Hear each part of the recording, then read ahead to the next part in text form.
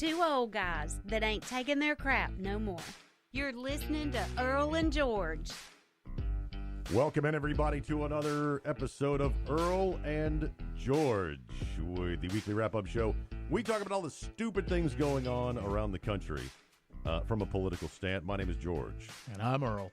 And Mr. Producer's in the fishbowl. How are you doing today? Pretty good. We want to thank everybody for joining us on Facebook and on joining us on Twitter and Instagram and other places. I don't think we're on Instagram, but if we are, then welcome for joining us. Google Play, iTunes, downloading all the, the social media stuff. And a big welcome to our friends at KCYB. I'm supposed to say LP 103.5 Cypress Radio. Welcome in, just north of Houston, Texas. Our first affiliate, everybody. Welcome to the show. Woo! We love it. For those of you in Houston, we broadcast from the great state of Alabama. I used to live in Texas, though, so I'm basically 49% you guys. I lived in Dallas for. You lived in Dallas? About I lived in 6 months. I lived in Nacogdoches, Texas. I did radio in Huntsville. You know, that's where they kill everybody in the prison system. Right, they put in the fast lane. Yeah, that's right. Thank you, President Bush, Governor Bush at the time. I once had lunch with him at a local restaurant when he owned some baseball team or something. Almost, or you did? I did. Oh, I wow. did. Well, our sports guy was a good friend of his, and he was cruising through town, and when he was the governor. And I looked across the table and I said, I think I'd vote for that guy for president. Man, what a mistake that was. No, I'm just kidding. Welcome to the show. Now, here's what we do, Earl and George. If you're just joining us, I'm a constitutional conservative. My friend Earl's an anarchist. Pretty much. He's a constitutional anarchist. We don't care what Mr. Producer is. We pay him to be here. And we talk about, we do. What are you? You don't know. You can. He's going to say something like Baptist. I don't know. No, totally not. I was just going to say I pick and choose my battles, but yeah. You pick it. Yeah. Here he goes, old man by the sea over there telling us all about philosophy. We run down some news stories from a different perspective. Look, if the conservatives are doing good things, we're going to say it. If the liberals do good things, we'll say it. I hesitated because it's been a while. I don't remember, yeah. We are a conservative talk show, just so everybody knows. We want to thank you guys. You can go out to Spreaker.com and download our mobile app from the iTunes store. You can listen to us live on Spreaker. Hello, friends on Facebook. We're everywhere, right, Earl? I mean, we're pretty much. We're growing, and we're growing fast. So I just sent out the tweet with the live link, too. So there you go. So thank you, Cypress Radio, for picking us up. We love you guys. Now, since we are now on in Texas, I figured I would start the show. Well, let me tell you what's coming up, and then we'll start the show. Coming up on today's show, we will discuss China wanting to give the United States lessons on human rights. This should be interesting. Yep. We're going to talk about. We're going to say the word gun a lot on the show today. Just so you know. Trigger warning. So in case you're triggered by the word gun, or pew pew, pow pow, right, or bang. I might actually point my finger at Earl and say bang, but don't worry, ladies and gentlemen, it's not real. It's only going to maim him. It's not going to kill it. But we are going to say the word gun. And to wrap up the show, we have got to talk about the dangers of math. Oh, wow. Symbols. Oh, yeah. The dangers of math. Symbols. All coming up today on the show. Now, start the show off with the great state of Texas. Woohoo! So since the shooting... stars at night are big and bright. Deep in the heart of Texas. Okay. That was like I said, anarchist. Students who join us in scheduled gun control protests and walkouts during school hours will be suspended for 3 days. Oh, wow. According to a letter from the superintendent of Needville Independent School District in Texas. In the week since 17 people were killed during a school shooting in Parkland, Florida, gun control advocates are in their heyday, ladies and gentlemen. Yep. They are blank. I would not be surprised if they started blocking freeways with arm-in-arm protests, hindering ambulances in the carrying out of their duties. They are foaming at the mouth because of this. And all white people are racist. Right off the top. So everybody in Houston, let me explain that. That is actually a Black Lives Matter organizer who was in a room full of old women and she started her presentation on race and ethnicity with... All white people are racist. Now, there's a longer version. Could we still have the longer version? Is it up there? No. She goes on and she says, just so you know, all white people are racist. And the camera pans to the audience, and they're all like 80-year-old white women. Wow. That's how you make friends. Yeah. You know, that's how you cross barriers. That's how you solve problems. Just starting off with... All white people are racist. Didn't she call us demons, too? She goes on to call us, we're non-humans, we are non-human demons, is what she said. Yeah. Wow. Yeah. White people. But we couldn't say all you nothing white, like because that. I'm slightly brown. All you white people. Well, I've got native in me. Whoa. Whoa. Whoa. Now. What is that? How? No. By the way, if that just upsets you, none of us care. Just laugh with us and offended drive. half the country. We have 1 hour and 55 minutes of this to go, ladies and gentlemen. Buckle up. Buckle up. It's called Earl and George.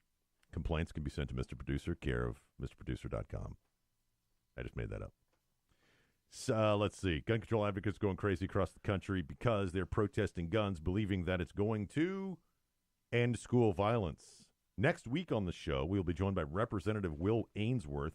He had a prior commitment. He was supposed to join us today, but he had a prior commitment.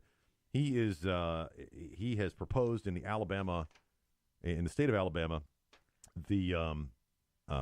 a bill that would arm teachers.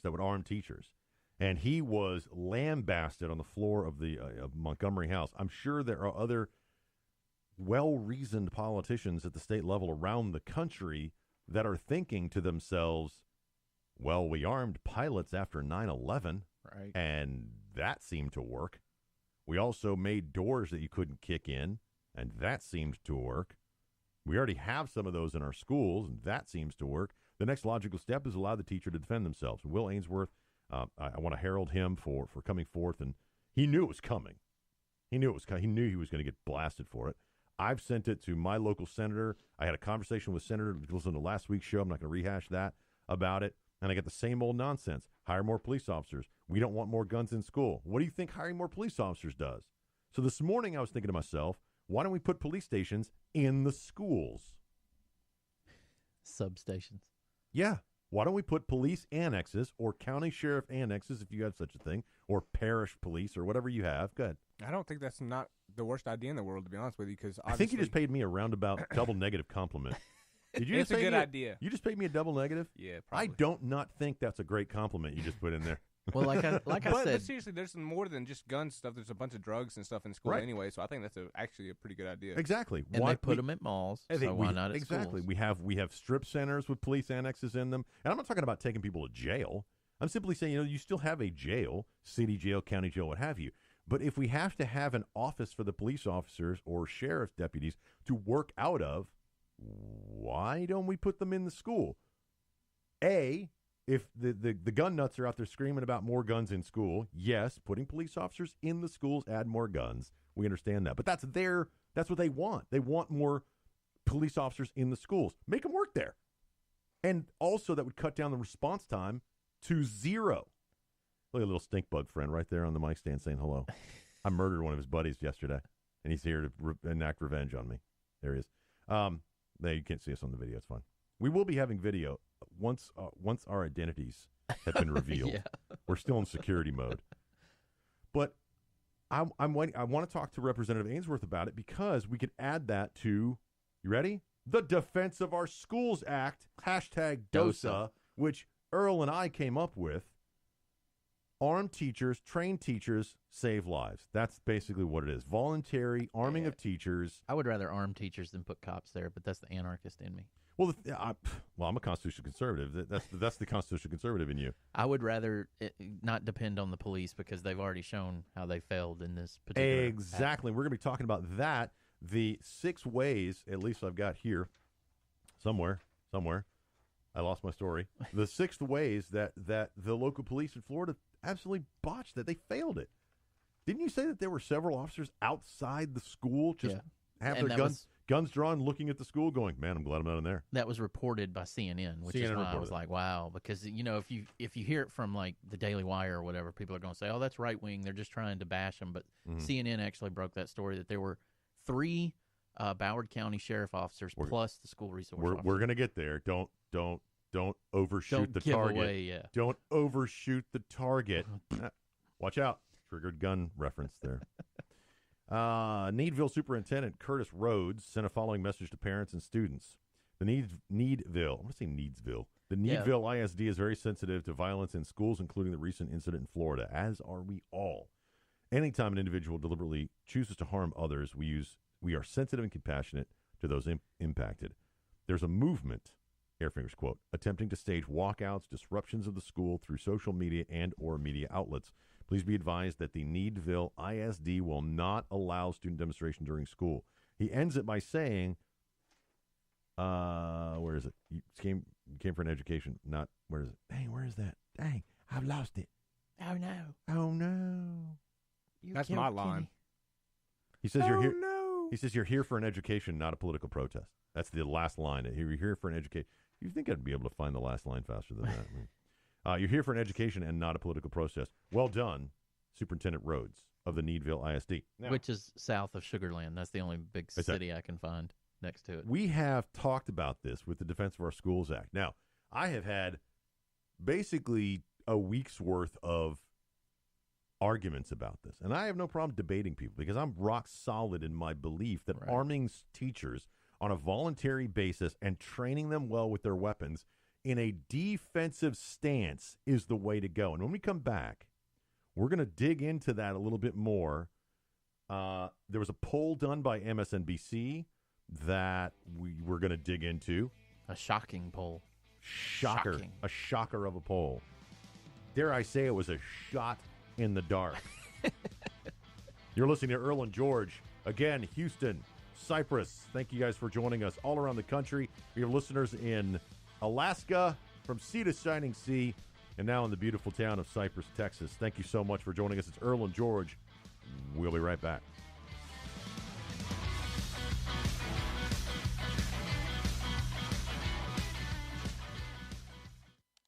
Chris, you're not acting like a grown-up in our relationship. Am too.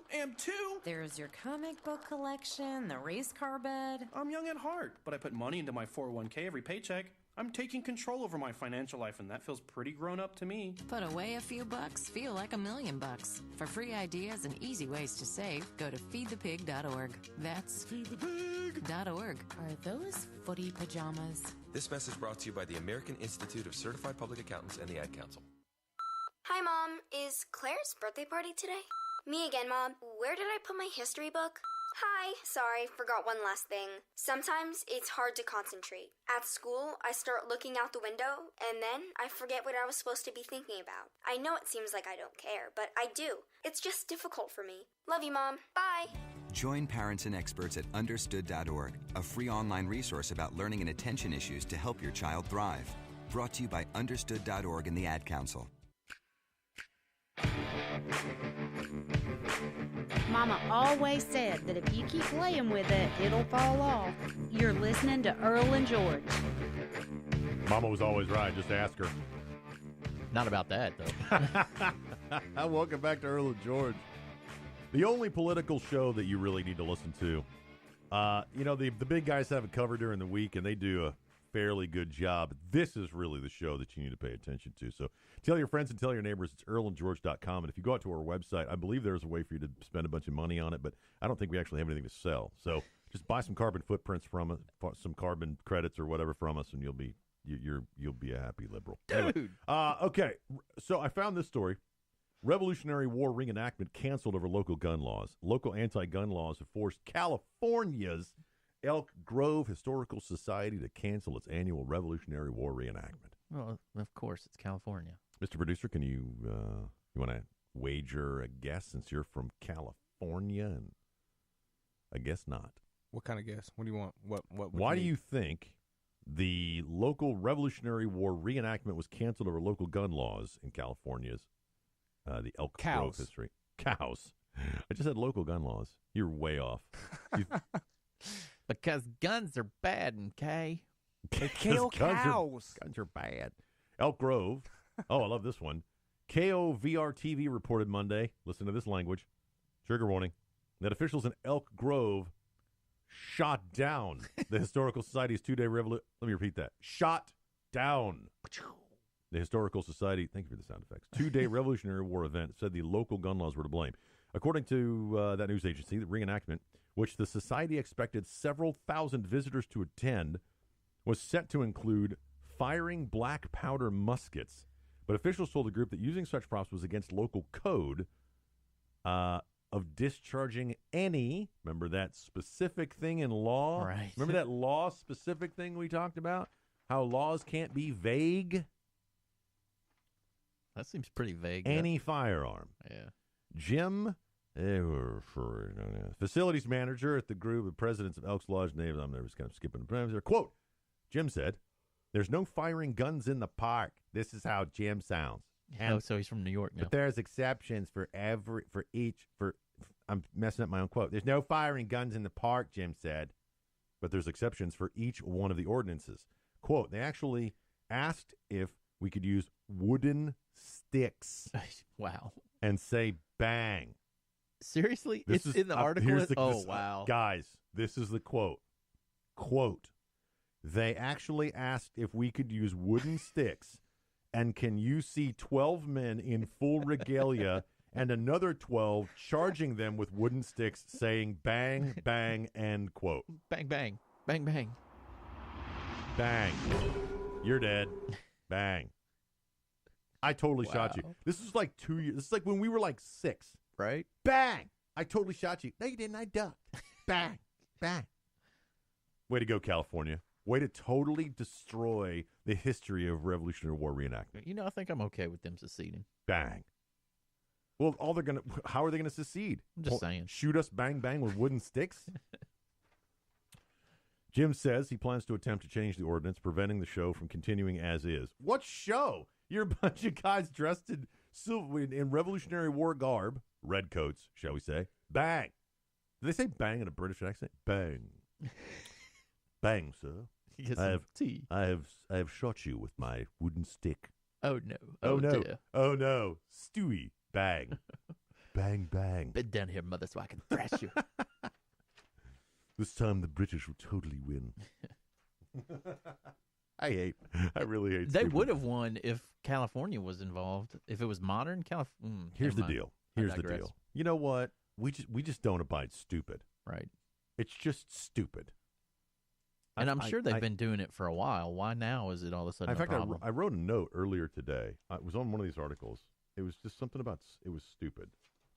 I got to find the note. Yeah, here we go. Stupid taken to expert level.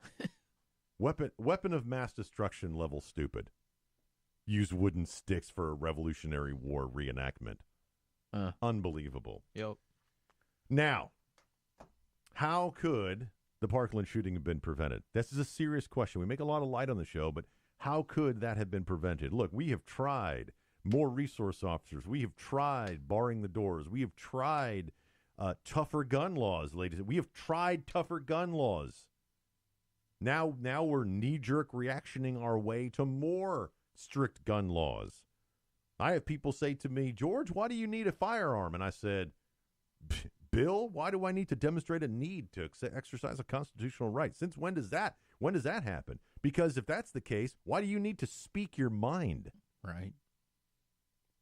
Demonstrate a need for these kids to be screaming out there in the street. I'll show you a need, no matter what anybody says. Now listen to me, America. No matter what that person answers, if someone asks you, well, why do you need a gun? Ask them this quote. Why do you need to speak your mind? And no matter what they say, they've just answered the question of why you need a gun. Right. They've just proven your point. Now, how could this have been prevented? This is a story by Pat, it's from another radio show, which I'm not going to give them but I like their show.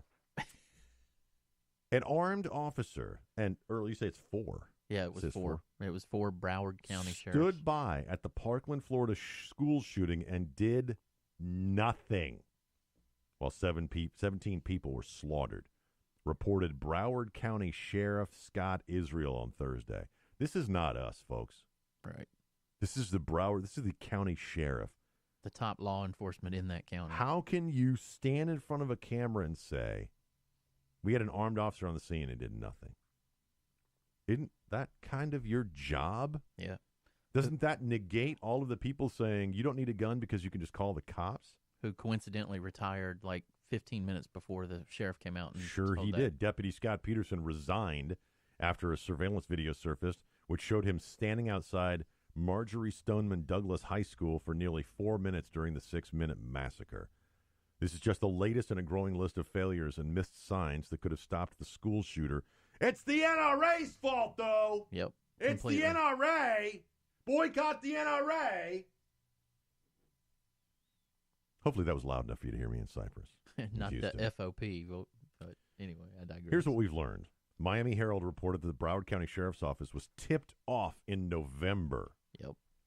That the Parkland shooter, quote, could be a school shooter in the making, end quote. But apparently deputies failed to even write up a report.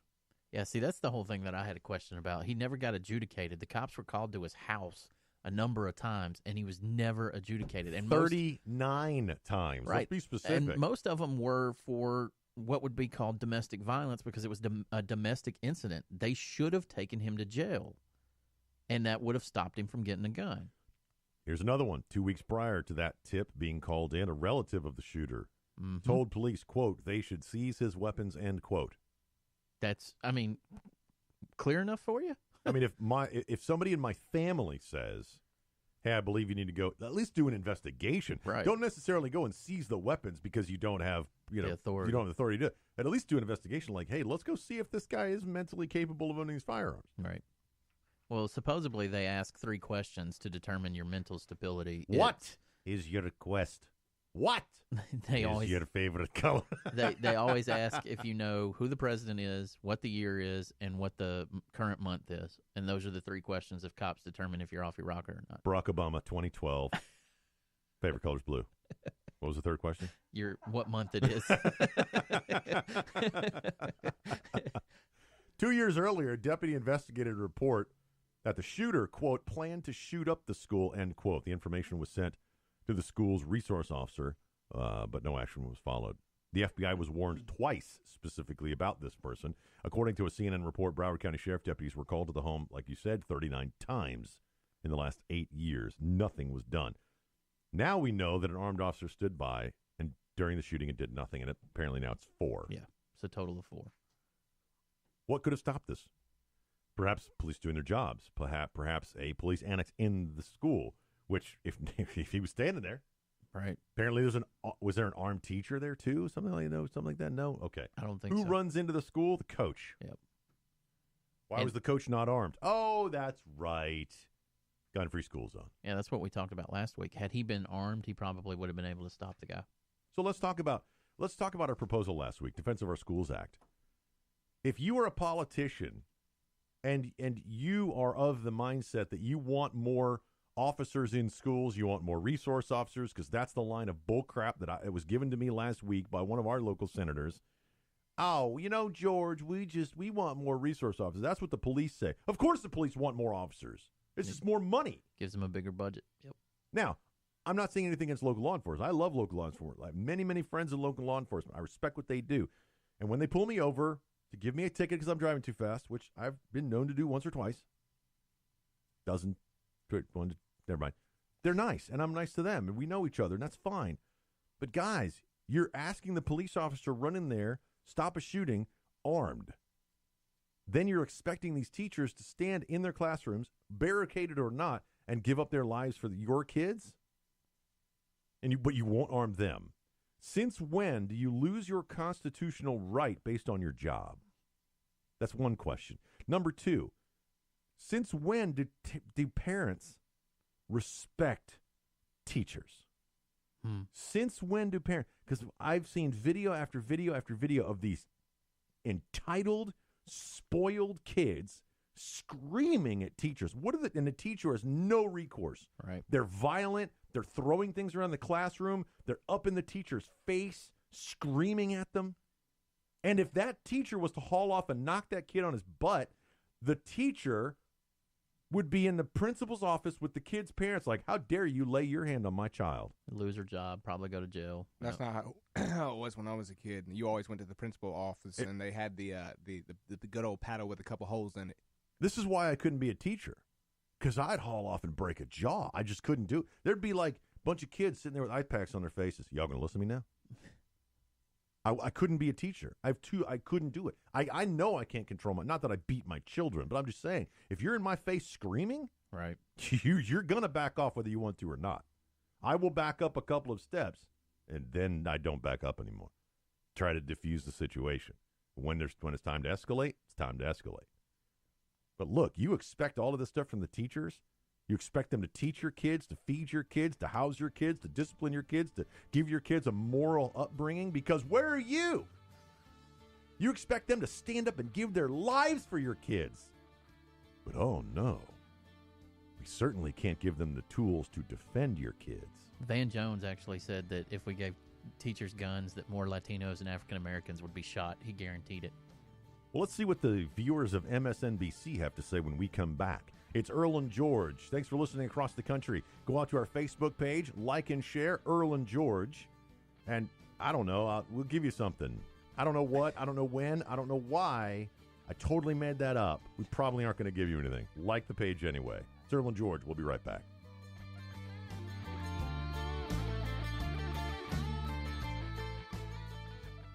Listen, as a hiring manager, I've got to tell you, the best job candidate isn't always the typical candidate. Sometimes they're a grad of life. Meet the grads of life. Young adults of unique determination and experience. An ideal fit for your company in an entry-level position, internship, or mentorship. They might not have every qualification you typically look for, but they're exactly who your company needs. Sometimes the best candidates aren't the ones you're used to. Go to gradsoflife.org to learn how to find, cultivate, and train this great pool of untapped talent. Brought to you by the Ad Council and gradsoflife.org. Welcome back to The Cat Show. Up next, we have Nico. Nico is a member of the Shelter Pet Group. That's right. A group known especially for their sunspot sleeping, ball chasing, leg rubbing, and of course, companionship. Just look how she struts. It's like she owns the place. And see how she curls up and cuddles her person. The pitch on her purring is simply perfect. Nice one. Fantastic cat. But really the best way to know an amazing shelter pet like Nico is to meet one. Visit theshelterpetproject.org today. Adopt. Brought to you by Maddie's Fund, the Humane Society of the United States, and the Ad Council. Smoother than aged whiskey and tighter than turn 4 at Talladega. Earl and George. Yeah, we're pretty tight. pretty tight. I mean, when compared to a race car track, I would say that I'm pretty. Earl, would you say? Well, I'm loose. No, I'm loose. That'd be a road course where they have to turn right.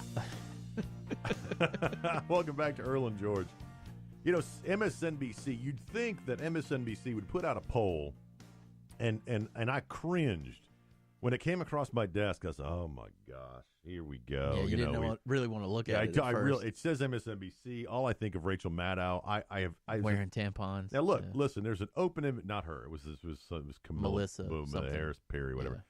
Yeah. Look, I've said this many times. I have an open invitation for Rachel Maddow to join me in the ring wearing sumo suits for a fight to the death. I think maybe the fight to the maiming. Let's just call it what it is. That's sexist.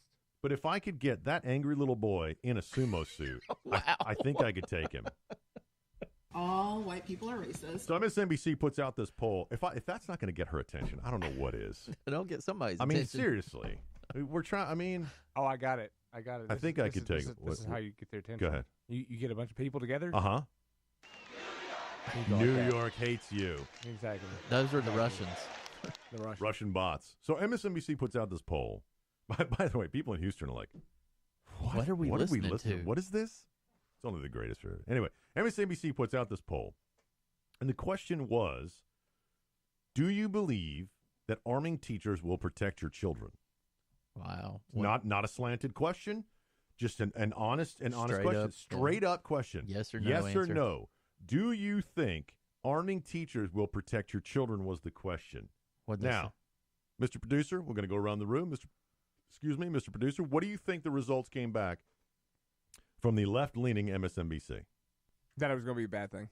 That it would be, 90% no. Chaos. Yeah. End of the world, Armageddon type You thing. already know this article. Yeah. 79, as of this morning, 79% of MSNBC voters. There have been 71,000 votes on this poll. Oh, wow. That's a lot larger than I thought. 71,000 votes. 80% of those people say, quote, yes, arming teachers would protect my child. There it is.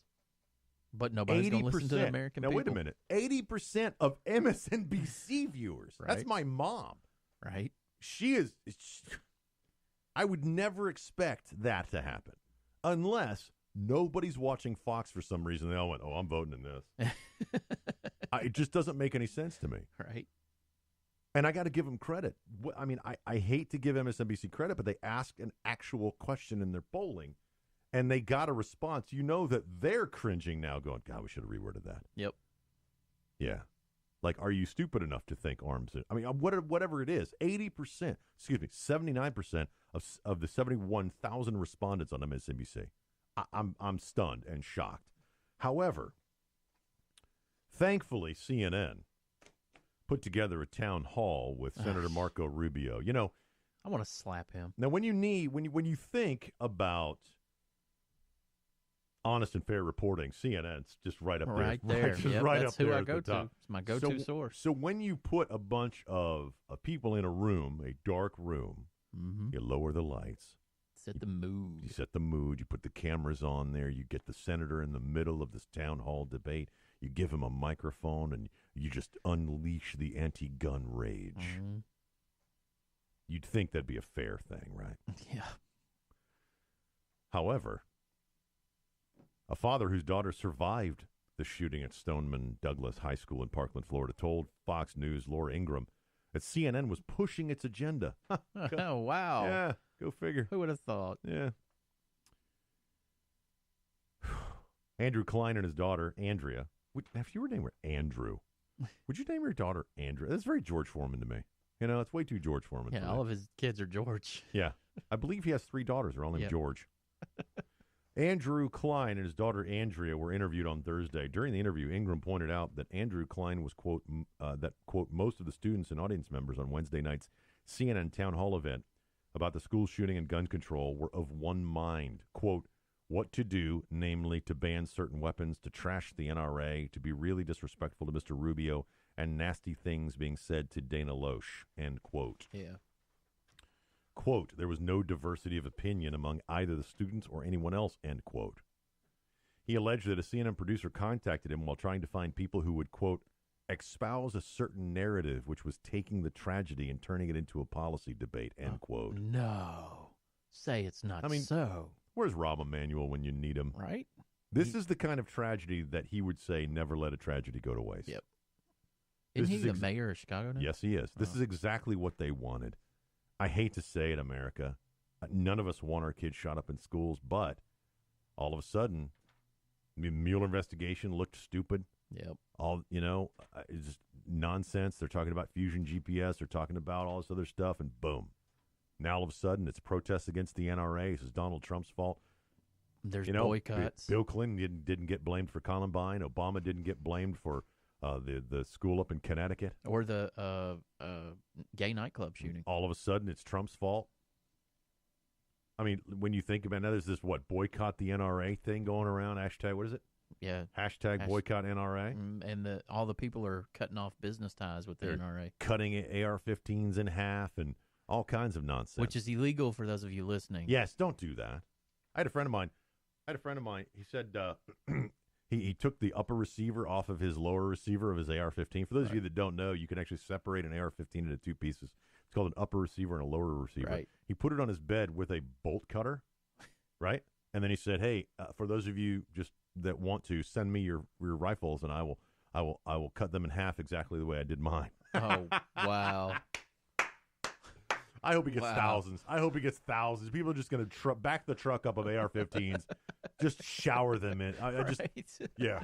That's fantastic. Yeah.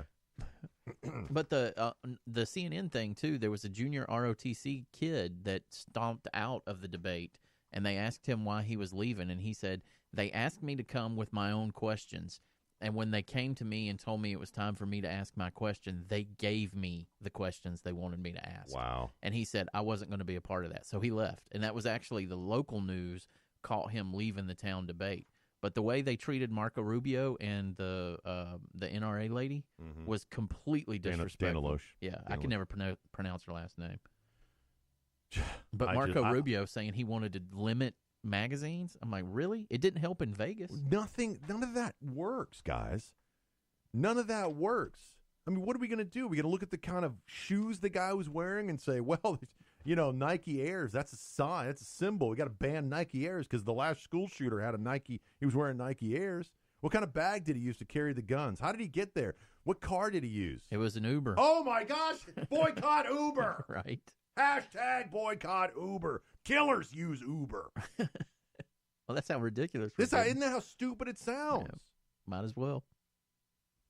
And it's actually frightening this time around, though.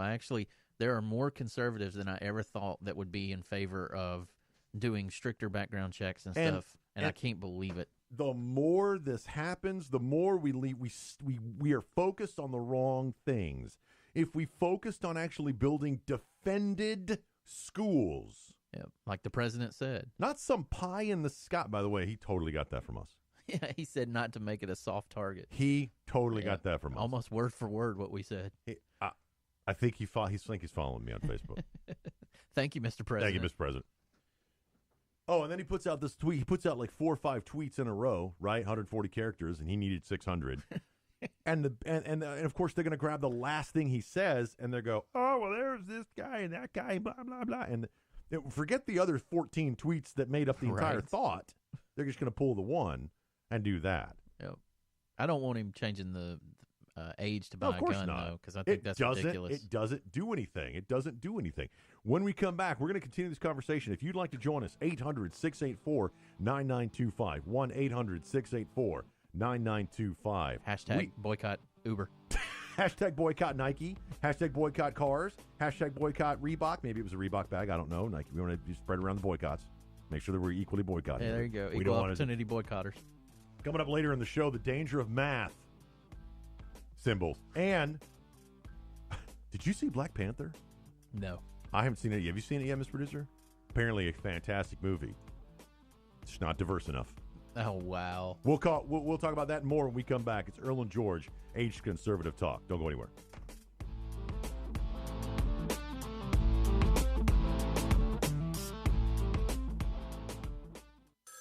A ranger station. I'd like to report a bear hug. Okay. I put out my campfire and Smokey Bear hugged me. So you drowned the fire, you stirred it, drowned it again, and felt that it was cold? Uh-huh. Yep, he's just letting you know you did good.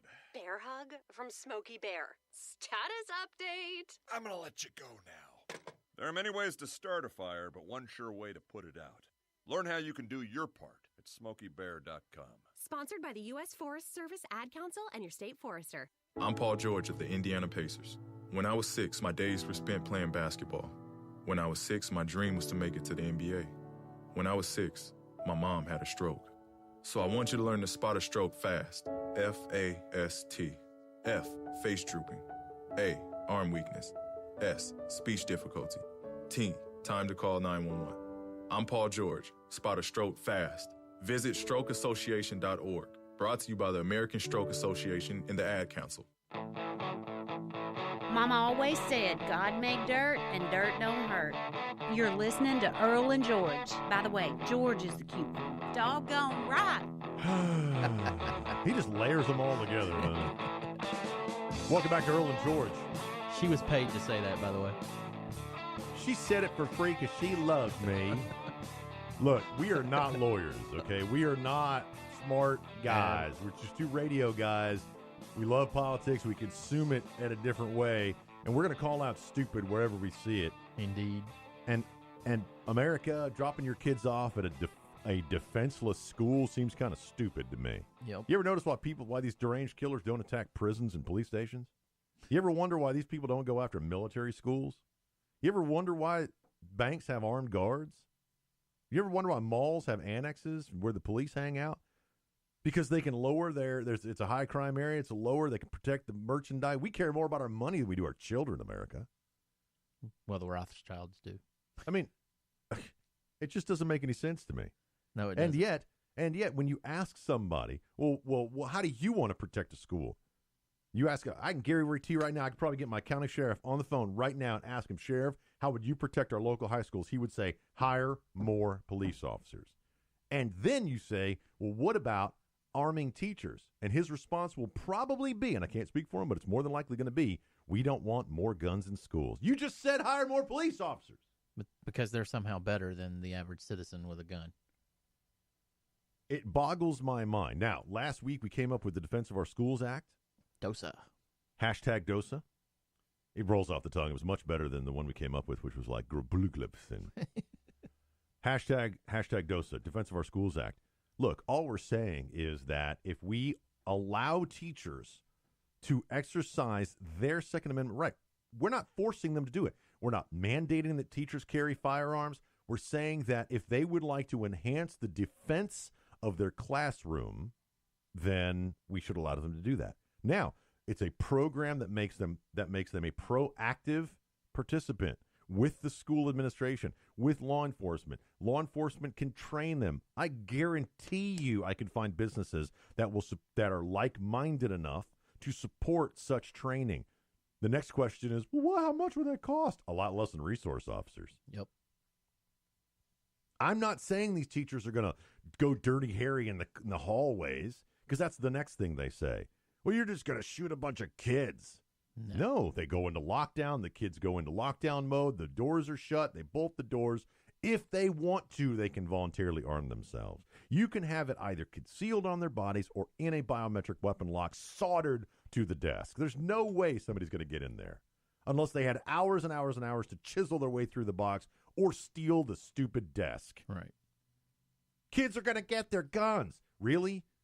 Pilots are armed. I don't see a problem there. Nobody seems to have a problem with the guy flying your plane by iPad, I might add, carrying a gun in an airport. Right. Through security. Thousands of people a day walk past airline pilots and every single day. I would dare say millions across the country that are armed. Do you even know? No, of course not. Why? Because it's not like they're going, hey, everybody, I'm on the flight. Welcome to Flight 305 from Atlanta to Pittsburgh. I'm carrying a 9mm Sig Sauer. I scored a 39 out of 40 on my last. It doesn't happen. 15-round magazine. Yeah. I mean, it just doesn't. My co-pilot's armed with an AR-15. He's a really bad shot, so hopefully nothing bad happens.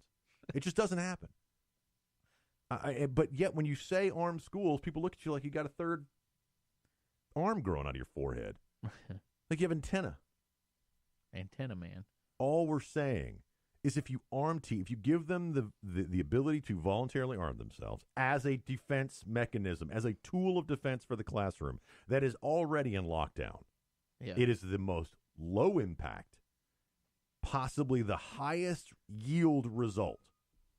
Very cost effective, and no one would ever know unless there was a school shooter. I also advocate for putting annexes in schools for police officers to do their reports there. Yeah, they could schedule shifts through there. It would decrease the response time.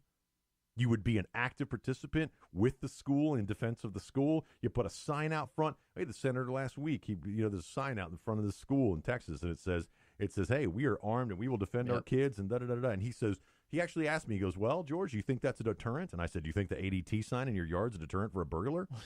He couldn't answer the question. Wow. So how do we defend our schools? Armed teachers. It's simple. Yeah, and like you said, they're not going to be running out. They're going to follow the normal procedure, lock the room down, and just take their gun out in case the guy gets through the door.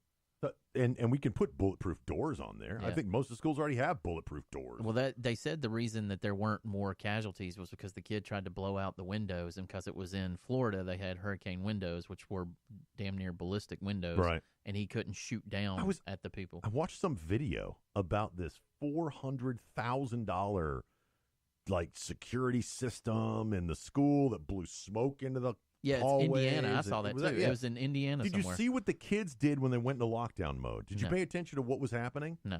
Okay, so they all went to a corner. There's a red line on the floor. It's the red line one? Yeah. Yeah, they got behind the red line because that's as far as you can see if you look through the little door window. Huh. So if you look in there, you're going to see a bunch of empty chairs. Right. Because you can't see them in the corner. I guess you can't shoot them because you can't get the gun around the thing. Right. Then they built a little tiny 2-foot-high wall of desks. They flipped the desks sideways. And then they all took books and put them over their faces like this. They just held them up in front of their faces. Wow. Go back and watch the video, and I thought to myself, that's stupid. That means they can't see when someone comes through the door. Why would you put a book in front of your face? Well, I mean, I get it. Oh, it's going to slow down the bullet. Really?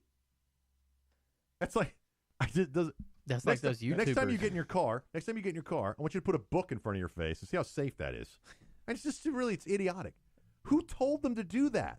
I guess it would depend on what caliber, a 22 and how thick the book would be. But at the same time, if you got a 45 caliber, it's going to go through there pretty darn quick. Just pushing the book into your nose is going to do damage. I can hit it with a 22 and it'd be like, poof, poof, ow. It was like those YouTubers. They put a book in front of their face and then shot each other with a Desert Eagle. No. Oh my goodness. They only did it once. Oh, no. Yeah, it was a boyfriend and a girlfriend, and they did this as a prank. They had already done it once, and they didn't get hurt. They did it again, and he put the book in front of his face, and she ended up killing him because she's going to prison now. That's ignorance. Yeah. Why don't you teach them about firearms? Now, if the kids want to take the books back into the corner and then use it as a projectile, look at like just get ready when whoever comes to that door is going to get 13 books to the face. Right. That's a deterrent. While the teacher's armed, bang. Well, gun. see, they're actually using that school as the By the way, model. I told you earlier I was going to point my finger at him and say bang. I just did. Bang.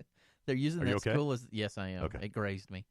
They're using that school as the model to push the government to do this at more schools because they're saying they guarantee that school is going to be safer than arming teachers. $400,000. We don't have the money to hire a resource officer, and you're out there wanting to raise almost $500,000 per school? Are you kidding me? That's like, I can't even. Okay, so if you've got an elementary school, high school, and a middle school, that's $1.5 billion. You got intermediate in there. Too. I'm sorry, $1.8 billion per city. Yeah. No. Per How about school, you? yeah. How about you just allow District. teachers to exercise the Second Amendment right in defense of them in their classroom? That's it. The insurance may go up on the school, but that's not going to be that bad. Oh my gosh! How much? $2 billion or the life of a child? Which one? Which is it? Right. Look, the life of the child every time. All right. Now, thankfully though, China has stepped in and has said he totally missed me. Where are you going, Mr. Producer? What are you doing? We're doing a live radio show. You went to go get gum? Did you really turn? You took your candy. You couldn't wait for a break to walk over and get. Yeah. Well, bring us some. Don't just hog it for yourself. You're gonna get some. My All goodness. right. It's sour. It aren't. Can we take a break maybe? Okay. Okay. If you want to, I mean. Yeah, I would really like to right now. Dude. Okay. Yeah, that'd be the right time. Yeah. I was over here making smoke signals. I didn't know which one you were going to pay for this. Is it good candy? Here you go with the native jokes again. Don't worry. I'm gonna come back around to the Catholic jokes here in a little bit. It's Earl and George, everybody. When we come back, remember, #boycott Uber because killers use Uber. Yes, they do. Hey, if they can say that about the NRA, I should be able to say that about whatever if he was wearing Levi. If he was wearing whatever he had. What do you have for breakfast? Banana Republic. What did he have for Did he have Captain Crunch for breakfast? Killers eat Captain Crunch. Oh no, don't go after the captain. Not the captain. Boycott Hey, Captain that's Crunch. what you call a serial killer. Oh! Earl and George. We'll be right back with better jokes.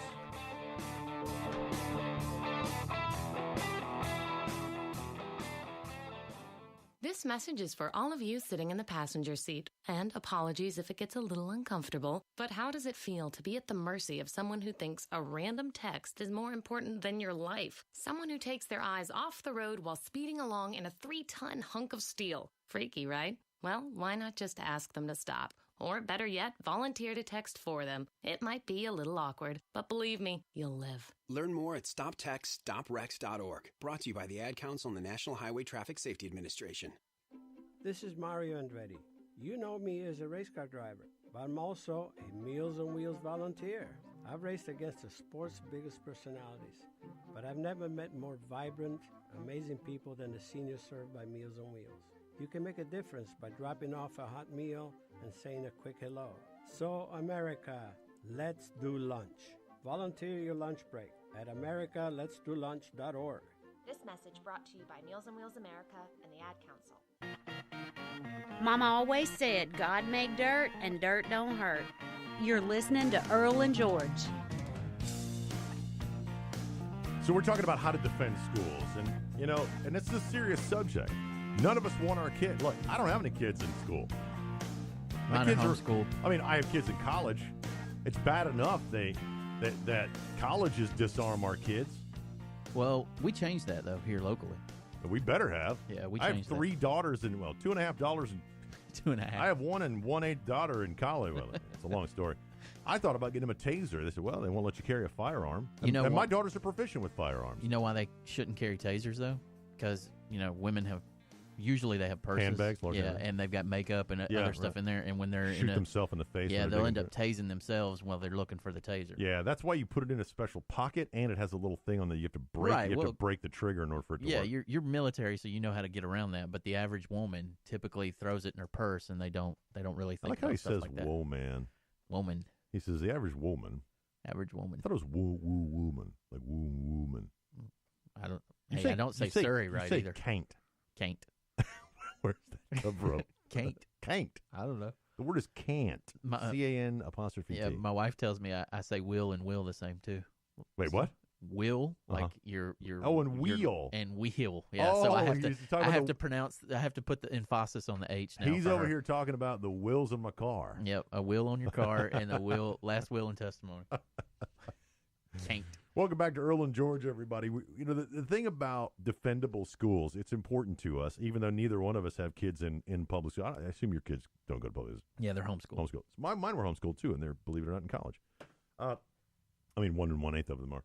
So the teachers say, the detractors say, no, you can't carry that. And they make us drop our kids off at completely defendable buildings. Your kids are safer at the mall than they are at public school. Doesn't that seem just silly? It doesn't make any sense to me. Right? But then what do they blame for this stuff? They blame the gun. They blame the NRA. They blame the President of the United States, who has more control over the price of gas. He has no control over the price of gas. He has more control over the price of gas than he does what a deranged lunatic does with an AR-15, a semi-automatic rifle that doesn't shoot 50 rounds in seconds like they claim it does. And for those of you out there that think the A and the R stand for assault rifle, you just need to stop. It stands for Armalite. Would you please educate yourself? Why is it 15? It's the 15th one they produced. Right. It's their 15th prototype. It's just idiotic. And yes, you can get different caliber variants of it and so on and so forth. Whatever. And no, it is not a military weapon. The military, speaking from experience, 17 years in the United States Army, formerly with Special Forces, does not use an AR-15 in America. Why don't they use an AR-15? Tell them. Oh, because it's a semi-automatic rifle. So what's wrong with semi-automatic Well, it rifle? only shoots one bullet every time I pull the trigger. No. Yeah. And, just so you know, most people in the military don't do fully automatic. They do 3-round bursts with an AR-15, A2, and A3. I think the A3 can go. M4s can go fully automatic, which was what we carry, which is a shorter variant for close quarter combat, which, by the way, is another thing I keep telling people. Well, they have an AR-15. They don't have to aim.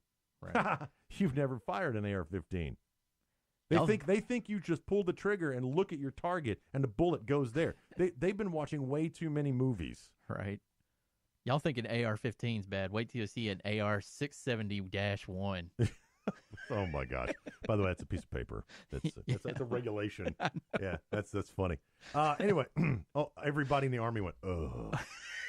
I said we were going to come back with better jokes, but I had to. So you've got Biden out there a couple years ago. You don't need an AR-15. Get a shotgun. Just fire a couple blasts into the air. And these are the same people that told women if they wanted to stop themselves from getting raped, blow a whistle. I thought it was vomit or pee on yourself. Yeah, that too. I mean, it's just asinine stuff. Oh, well, he's got an AR-15. That teacher's just going to have a 9mm. Yeah. I'll take it. Yeah, for close quarter combat. For close quarter combat in a defensive situation, I'll take 9 rounds of 9mm over 30 rounds of AR-15 or a 2.23 or 5.56 any day long, all day long. I'd prefer a 45, one shot, big hole. As long as you're properly trained. Right. Remember, that guy and everybody's heart rate is going to be 5 billion beats a second. Yeah, and like the president pointed out, people that are shooting generally don't like to be shot at. Correct. Or have stuff thrown at them. Right. I refer back to the Berkeley thing they did a couple months ago now, where active shooter training drill, walked in, everybody ducked behind their desks, and literally everybody but one person died by the time the good guys got there. I actually cited that to a couple liberal friends of mine. The very next time they did it, they told everybody to throw whatever they had at the door. Yep. And the guy walks in, he immediately got an Apple Mac to the face. One person shot. Everybody else survived. Which just proves if the teacher was armed, thank you, there would at least it would stop. When you attack an attacker, they must go on defense. They don't have a choice. That's why in the military you're taught to rush and ambush. Right. Now, it's against the way people think, especially if you're one of the parents in America that say, "How dare you lay a hand on my child? My child was only exercising their rights, blah, blah, blah." Yeah. At the same time, looking at somebody that you have taken away the rights from. It's unbelievable to me. But that's okay. It's the gun's fault. Hashtag boycott NRA. Hashtag boycott Uber. Hashtag, because killers use Uber. Killers, murderers use Uber, America. Murderers wear pants. The guy was wearing pants, right? Yeah. Oh, my God in heaven. It also looks like he was wearing some kind of eyeliner around his eyes. Hashtag boycott eyeliner. Because, hashtag boycott pants. They said he was wearing a gas mask. I think he may have actually tried to put stuff around his eyes so people wouldn't recognize him. But because we know that the gun is the problem, the firearm is the problem, the inanimate object is the problem, the reason he did it, it turned him into a killer. The Chinese have stepped up and said that they know a thing about guns and human rights. Wow. And human rights. Oh, Are yeah. you freaking kidding Absolutely. Communist China advises U.S. to enact gun control, offers to teach us lessons on human rights. This is an article from the 23rd, which was yesterday. A state-run newspaper in Shanghai ran an editorial Friday saying the U.S. should adopt Chinese's human rights and gun policies. General Mao, anybody? Yeah, would you just do me a favor, look up how many people he killed? Just that's fine. Global Times editorial was published in response to the high school shooting in Florida. And of course, it's the gun's fault. Quote, Washington has been pointing an accusing finger at other countries over human rights. However, more Americans have been killed by gunfire in the country than American soldiers being killed in all U.S. wars. 45 million people. So the Chinese, the communist government of Chinese, not soon after enacting strict gun control, killed 45 million of their own people. Wow. I would like to point out something also, because Hitler actually took all the guns away before everything happened. Most socialist dictators do. So, most communist dictators do. Do you know why that is, Mr. Producer? Because then it leaves you defenseless. Because a well-regulated militia will kick their butts. Well, you just take the guns and give it to the militia, and then they don't have anything to defend themselves. And because the people shall have the power to overthrow the government, not the government to overthrow the people. And yet that's not now, really how let's it is. look at the records. Shall we say, and just look at statistics between China and the United States. Most of these are weighted based on population, and I don't know if you guys went to public school or not, or if you survived public school or not, that China has a larger population. Mr. Producer, do you happen to know the big population of China? I know it's about, 3 or 4 to 1, if I'm not mistaken. Yeah, so if that's we have, about right. About 300 million Americans. What? He survived public school. No, I know. I'm just saying. Yeah. I wouldn't have said that. I would have said billions. Yes, how many Chinese are there? Billions. Yep. I wouldn't have given that answer. I wouldn't have articulated it. It's over a billion. Over a billion Chinese. What was it, 1.2 billion? I think it is. They just stopped their one. Didn't they stop the one-child policy because they finally got that number to come down a little bit. They have the same number of executions as the United States does every year. 1.379. 1.3%. 379 is important. 3% more murders than we do. However, most of the time when you say there are fewer gun deaths in China, that's true because they ban their citizens from having guns. However, the police get to have guns. The elites get to have guns. Security gets to have guns. The bad guys get to have guns, and so on. I saw that in a movie once. Wasn't that called Schindler's List? They have more murders than we do. Now let's break it down. Just by raw numbers, not by population, because if you break it down, if you use population, they have a larger population, so the percentage is going to be smaller. You can't give a statistic based on population because they have more. If it was apples and apples, we'd be fine. However, let's just look at the number of murders. They have over 13,000. I think we had over 12,000, something like that, just murders, which means they don't have guns. So though their people were murdered by knives, swords, rocks, cars, sticks, fists, and Uber. I made the last one up. Don't sue me, Uber. Yeah, they have 1 billion more people than we do. That's insane. Man. And more murders. Why? Because they got more people. But they banned guns. Oh, my gosh. Can you imagine how many people would be shooting each other in China if there were guns? And the fact that they're saying the human rights factor, the fact that you have that many people killing in your country, they've got to be going crazy over I don't there. have time to finish this. We got to get into the next hour. I don't even have time to finish this article. But, man, I tell you, a country, they are one step above sponsoring, being on the state sponsor of terror list, really. Yep. That's how bad their human rights records are. Literally, they are just a few steps below North Korea when it comes to human rights violations. That's why they are friends. And they're going to tell us all about our human rights violations and gun control. But hey, they what's that? own us. How's that gun control in North Korea working out for the people? Yeah. It's Earl and George. Hour number 2 starts in just a minute. We're going to talk about Donald Trump. Oh, what? wow. We'll be right back.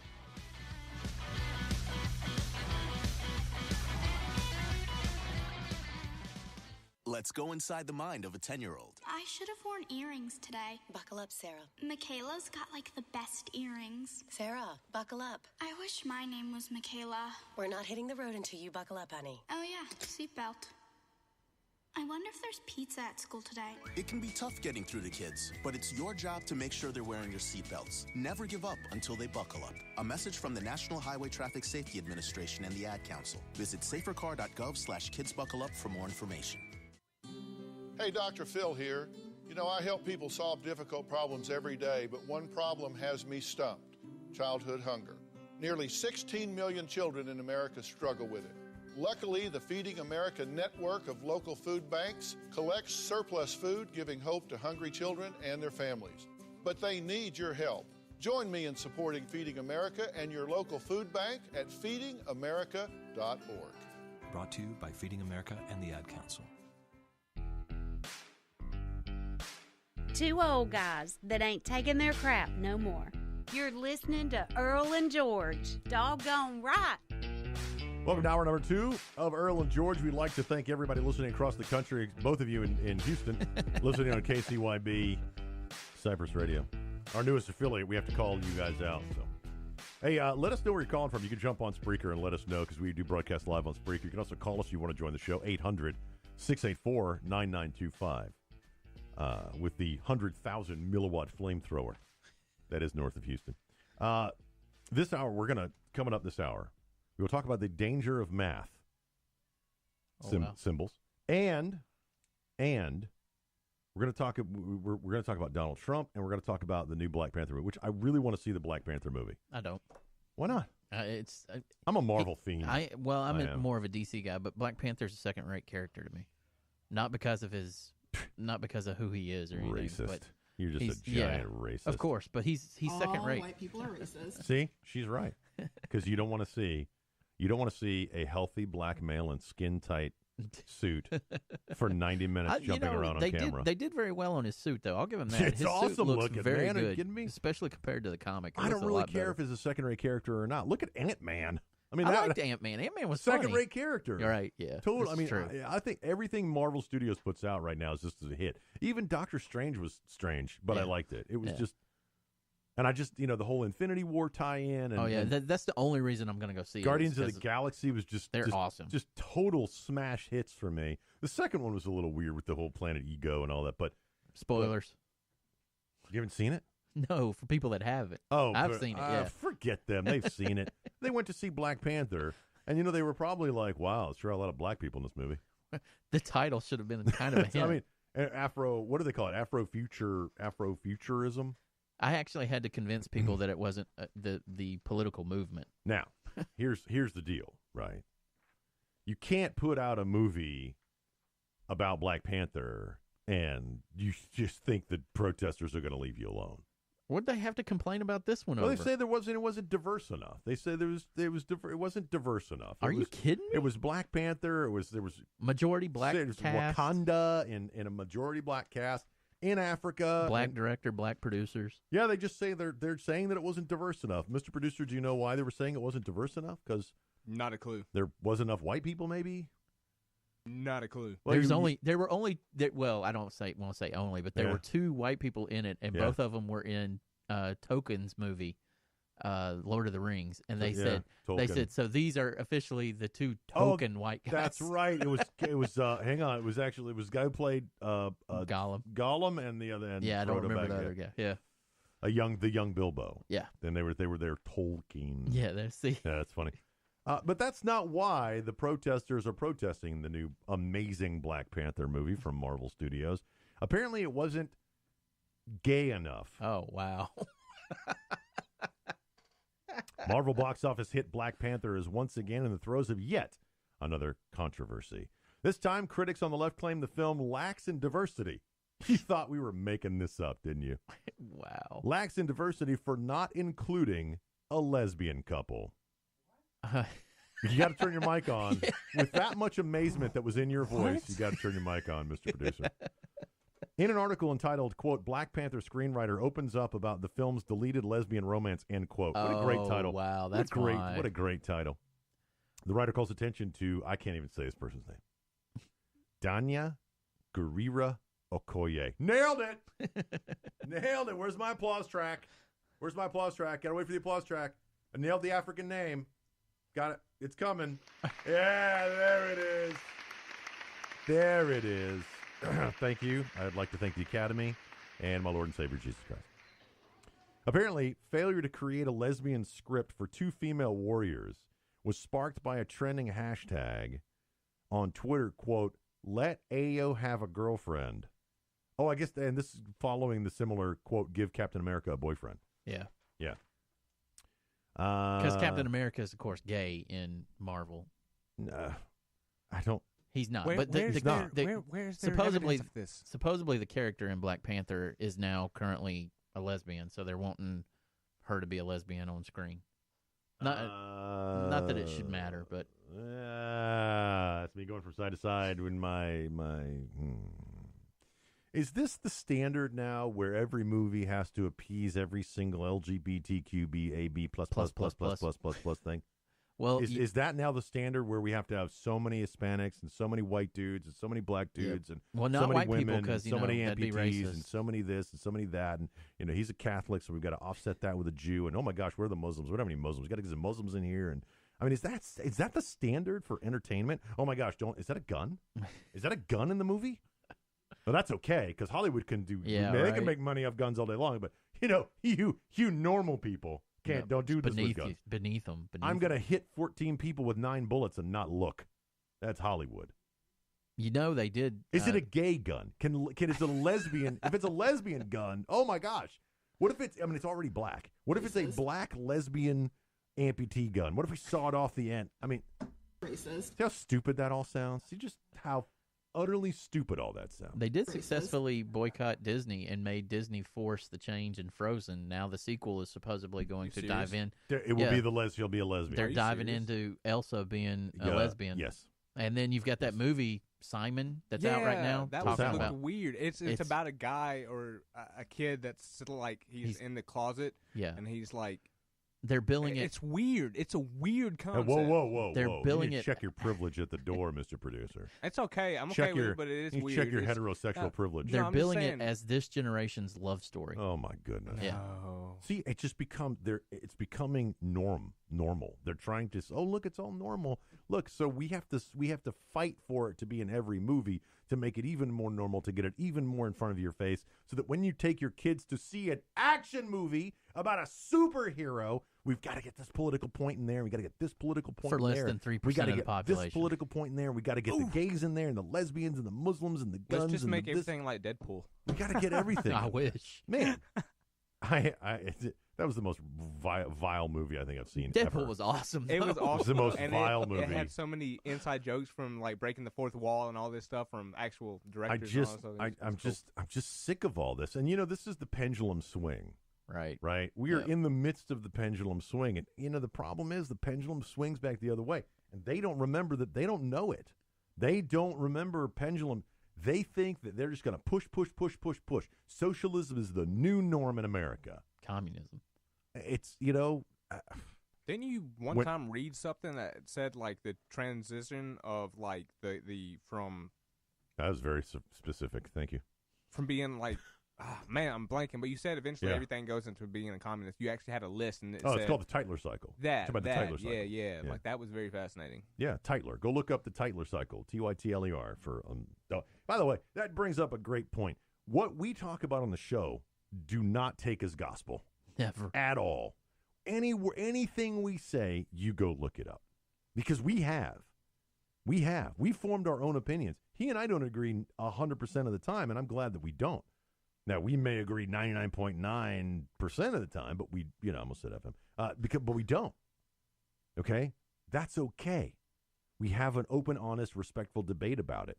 But when you're just stupid, when you're just like this woman who's, all white people are, hello, everybody. I want to thank you for coming to my seminar. This is going to be a 45-minute presentation on racism, and I just want to open up that all white people are racist. Okay.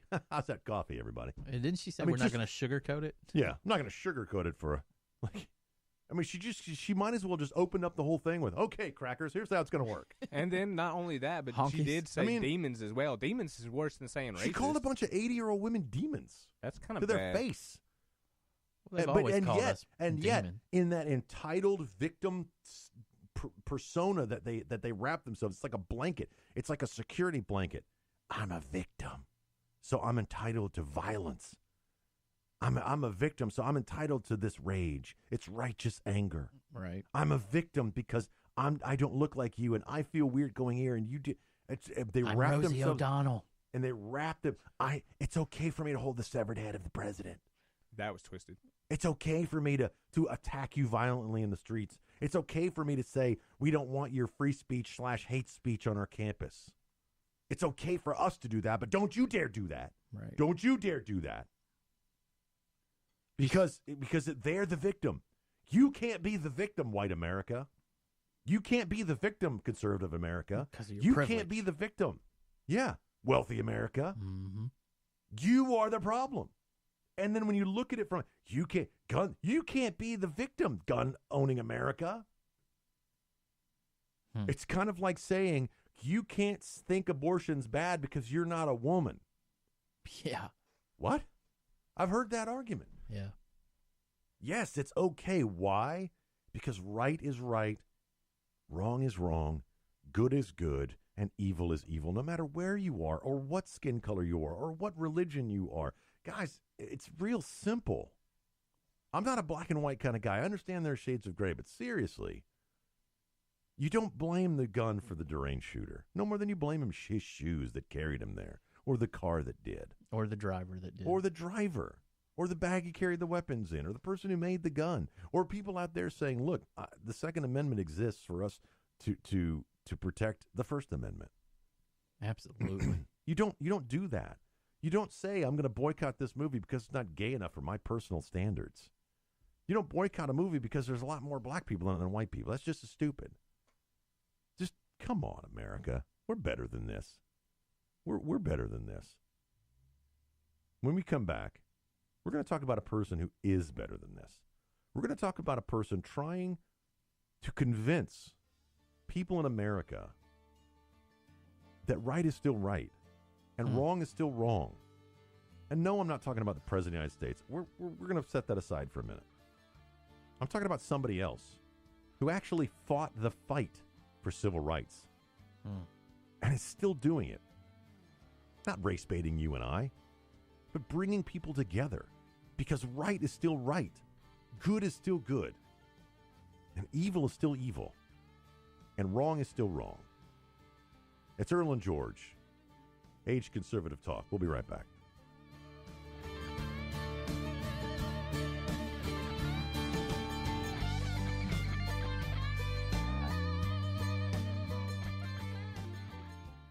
Adopt US Kids presents Multiple Choice Parenting. You're bringing your daughter to a pop concert. Do you A, wear earplugs? Isn't this fun, Dad? I'll have a soft pretzel. Or B, just roll with it? Justin! OMG! I love you, Justin! I love you! You don't have to be perfect to be a perfect parent. Teens in foster care will love you just the same. For more information on adoption, visit adoptuskids.org. A message from the U.S. Department of Health and Human Services, Adopt U.S. Kids, and the Ad Council. This is Mario Andretti. You know me as a race car driver, but I'm also a Meals on Wheels volunteer. I've raced against the sport's biggest personalities, but I've never met more vibrant, amazing people than the seniors served by Meals on Wheels. You can make a difference by dropping off a hot meal and saying a quick hello. So, America, let's do lunch.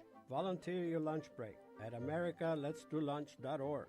This message brought to you by Meals on Wheels America and the Ad Council.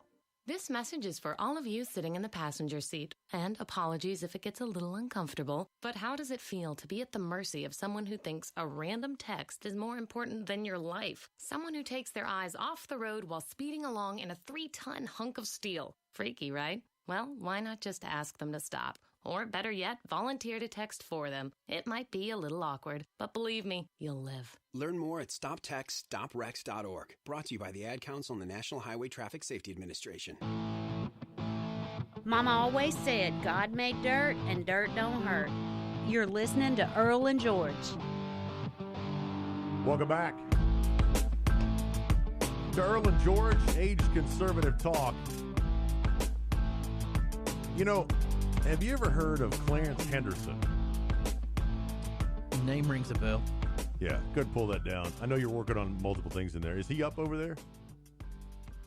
Looks like he's... You good? It's on okay, the iTunes. All right. Do you want me to come in there and help you make the switch here? Yeah. I'll come in there. Just bear with me for a minute. Earl, just read this article. It's really amazing. Civil rights pioneer and unabashed conservative Clarence Henderson had a central message for those gathered to hear him speak in Fayetteville, North Carolina last week. Black voters should join the Republican Party. He also told those at the Cumberland County Republican Women's Club last Tuesday that, quote, what the Democrat Party is most afraid of is conservative blacks, end quote. Boom. The Fayetteville Observer reported. Now, Clarence Henderson knows what he's talking about. Clarence Henderson was one of the civil rights pioneers. In the 1960s, I believe in the year 1960, he led a sit-in, and there's a famous photograph of him and 3 other people sitting at a bar, sitting at a restaurant counter. Oh yeah, right. And they weren't there because they were black. They weren't allowed to be there. Now the guy behind the counter who was serving at the bar at the counter, he was black.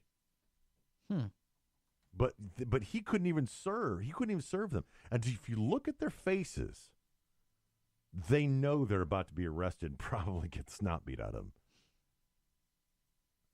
Clarence Henderson knows what he's talking about when he's talking about fighting the good fight, because he stared evil in the eye. He looked down the throat of it. And now he is out there saying, America, you got to understand something. Encouraging the Democrat Party. You know what the Democrat Party is afraid of? He said conservative blacks, but you know really, when you get down to the heart of it, what the Democrat Party is afraid of? What's that? I don't speak for all Democrats, but this is just my opinion. What's that? People who think for themselves. Yeah, completely. I agree. Regardless of your skin color. I agree 100%. I don't actually think the Democrat Party wants people to think for themselves. Black, white, Hispanic, don't care. Male, female. Could be blue. I don't care. And the reason is because they want to think for you. They want to feed you what to think. And more importantly, how to vote. Mm-hmm. That's a powerful picture. I looked it up again just to refresh myself, and that is a powerful picture. Mr. Henderson, Clarence Henderson, is the president of the North Carolina chapter of the Frederick Douglass Foundation, which aims to increase the number of conservative Christian blacks in the Republican ranks. Henderson said the organization's efforts also have seen success. Henderson told the Miami Herald that he credits his father, lifelong Republican, with altering his political path. Quote, my dad, with a third-grade education, said to me, well, son, you don't know what the Democrat Party has done as far as blacks are concerned, Henderson told the paper. He discovered that Democrats had created and enforced Jim Crow laws. The Republican Party was behind the constitutional amendments that abolished slavery, granted equal protection to free slaves, and gave blacks the right to vote. Say it ain't so. But the party switched. You know, I hate that argument. I can't stand that argument. And you know, the same thing. I don't speak for all Jews, but why are you voting Democrat? Because they want to be liked. Because they have been sold a bill of goods that the Nazi Party was conservative. That's why. Seriously? Yeah. Yeah. And they believe it. Yeah. The National Socialists. Yeah. Yeah. Unbelievable. Again, those are not my words. Those are not my words. Those are the words of Clarence Henderson, a person who in his 20s said, I'm going to make a difference, whose dad had a third-grade education, who said, I'm going to make a difference. And he's been fighting the civil rights fight since the 60s, late 50s. Oh, no, you know what? You know what he gets He's called? an Uncle Tom. Yeah, exactly what he Yeah. gets called. I have a friend of mine. He does a lot of voiceover here. He used to do a show at the radio station. You know, somebody told him, like, you're not black enough. Are you kidding me? What the heck does that even mean? Right. Oh, well, come on, George. You know what that means. You know, he speaks a different way, and he goes to this church instead of that church. Wow. You're not. Can you imagine somebody walking up and say, you know what, Earl, I've noticed that you seem to hang around certain people, and I noticed that your wife is really not American, and you're just not white enough for me. Right. How offended would you be? I'd be in jail for knocking him out. Exactly. And when he told me that, he said, I'm scared. I can't. There's nothing I can do. I'm scared. That's sad. That's sad. That's a sad state. Now, look, there's 3 white guys in this room right now talking about racial politics. What do we know? Right. I'm sorry. Privilege. Right is right. Evil is evil. Wrong is wrong. And good is good. I don't care who you are. And that's a fact. And if we could get back to that, then I think we'll get back to all this other nonsense get away from this other nonsense of guilt by association, Mr. President. The gun made the guy do. If we just didn't have any guns, I said, using that logic, if you don't want people to get run over by cars, take away everybody's car. Well, there's a whole industry that would be impacted and people would lose their jobs. And, we can't do that, right? I thought they were too big to fail. Look, what is it? Iceland? Is it Iceland who has, quote unquote, cured Down syndrome? Quote unquote, we've cured Down syndrome. How did they cure it again? Killed all the babies with Down syndrome? Yeah. Isn't that called genocide? Right is right. Wrong is wrong. Good is still good and evil is still evil. Can we just get back? What does Glenn Beck always say? The water will wet you and the fire will burn. I'm not a huge Glenn Beck fan, but the guy's right on that. Years. The guy's right. The paper. What does he call it? The gods of the paper. Look it up. Gods of the paper. Copybook. Look up gods of the copybook headings. I think that's what it is. Water will wet you and fire will burn. If we deny the basic truth that good is good and bad is bad, then we get in the middle and we can tell our 12-year-old boys that you are really a girl, even though your DNA. You should play with Barbie dolls. Even though they can play with whatever they want. I'm not saying boys need to play with dump trucks and girls need to play with Barbie dolls. I had 3 girls. They played with dump trucks and Barbie dolls. And guess what? They're still girls. Right. Right? I was the youngest of 6 brothers and sisters. I had 3 older sisters. I was dressing in drag when I was like 9 because I didn't have a choice. They were putting makeup on me. I was their test doll for their makeup. Guess what? I don't do it now because I'm bigger than they are. Right? I'm just saying. I think it's gods of the copybook headings. Yeah, I looked up the poem. Water will wet you and fire will burn. That's not what it says. What does it say? It says, good nature like a bee collects honey from every herb. No. That's keep looking at the gods of the copybook heading. Look up water. Let's do a Google search for water will wet you and fire will burn. So, that's a basic truth. If you stop thinking water will wet you, you're part of the problem. If you stop thinking that the DNA within your cells is irrelevant or less important than what you look like on the outside, you're part of the problem. If you think the guy who shot up a school in Parkland, Florida did it because he had an AR-15, you're part of the problem. Yeah, you're right. It's further down in the poem. I accept your apology. Yeah. I didn't say you were wrong. Because wrong is wrong and right is right, and I was right. Right? Yes. He hates it when they do that. Doggone right. Doggone right. Guys, it's not hard. It's not hard. Okay? Earl and I we have nothing but common sense. We live our life on common sense. There's nothing special about what we do. No. All I'm saying is that right is right and wrong is wrong. Water will wet you and fire will burn. That's it. We cannot deny the basic truths about there are two genders. Scientifically, there are three. What you look like on the outside is irrelevant. How you want to live your life is irrelevant based on your DNA. I'm sorry. I'm not saying you're bad. I'm just saying don't deny the basic science facts. Because if you turn around and say, I'm a girl because I look like a girl and I dress like a girl, and your DNA is irrelevant, then guess what? You are in the realm of a science denier. I like how you made that connection. And when we miss those basic facts, we go off the deep end, ladies and gentlemen. We start tearing down statues for no reason. We start saying this is a symbol of hate and that's a symbol of hate, and the AR-15 caused the problem. And if you don't believe me, join us in just a minute when we come back from this break, and I will prove it to you. It's Earl and George, Aged Conservative Talk. We'll be right back.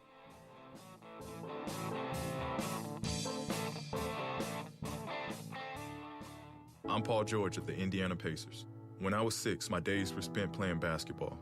When I was 6, my dream was to make it to the NBA. When I was 6, my mom had a stroke.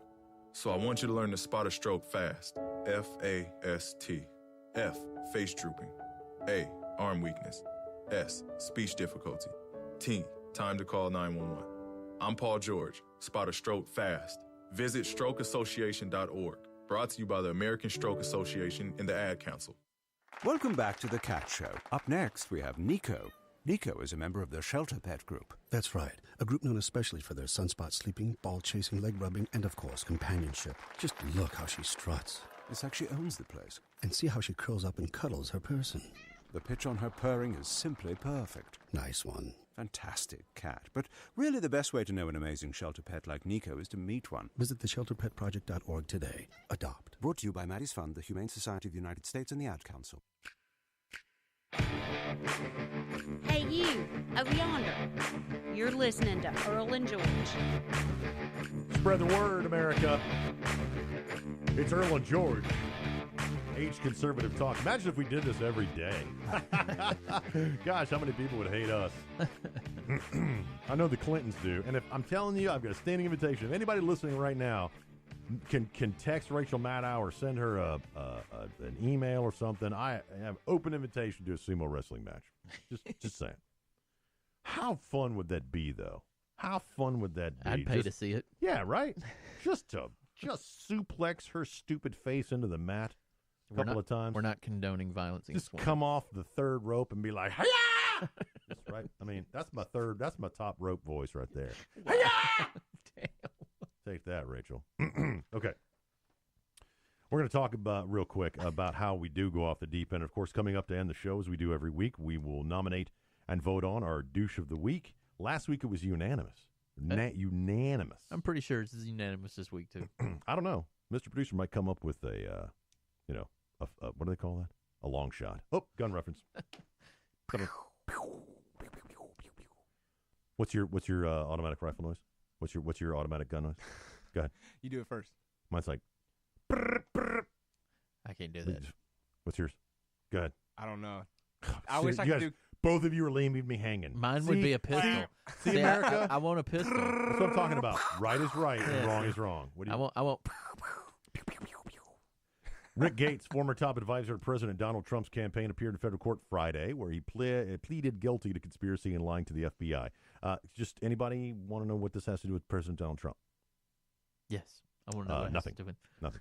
Gates, 45, also promised that he would begin cooperating with prosecutors in special counsel Robert Mueller's investigation, who last week indicted 18 Russians 13. 13 Russians? 13 Russians. Yep. Mueller investigation. Former President Trump campaign manager Paul Manafort was hit with even more charges in filing. What does this have to do with President Donald Trump? Anybody? What does it have to do? Nothing. Nothing. Absolutely nothing. Nada. Nothing. And by the way, when everybody I know is out there screaming, see, Right? That's what my cousin sounds like. See. So they're asthmatic. An asthmatic gorilla. Rick Gates, Jane Paul Manafort, going to prison for Donald Trump, Russian collusion. No, that's my jackass noise. Let's not forget the Clinton string of dead people, the Clinton string of guilt by association. Shall we go down the list? Just do the top 10. For my friends out there that say, see?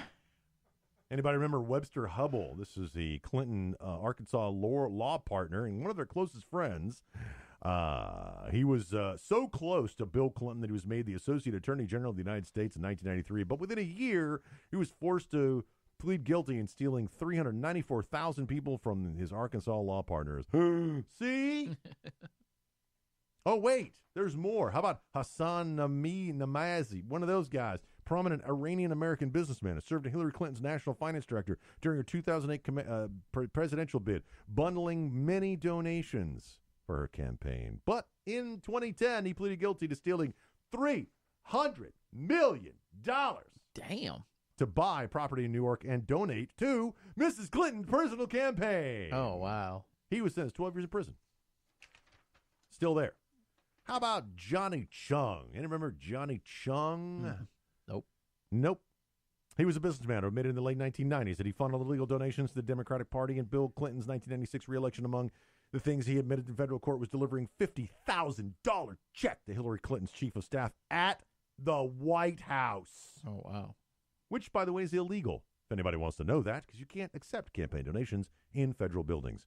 Don't believe what we say? Go look Google it up. Norman Zhu, spelled HSU. I'm going to call him Smith. Norman Smith, he was one of Hillary Clinton's top fundraising bundlers during her 2008 campaign. The Clinton Foundation donor until it was revealed that he was a fugitive. Oh, wow. Now, that's funny. He was a what until he was a fugitive? Top fundraiser for the Hillary Clinton 2008 campaign and the Clinton Foundation donor. Until they found out he was a fugitive. How do you miss that on a resume? Who do you think used this information to beat her in 2008?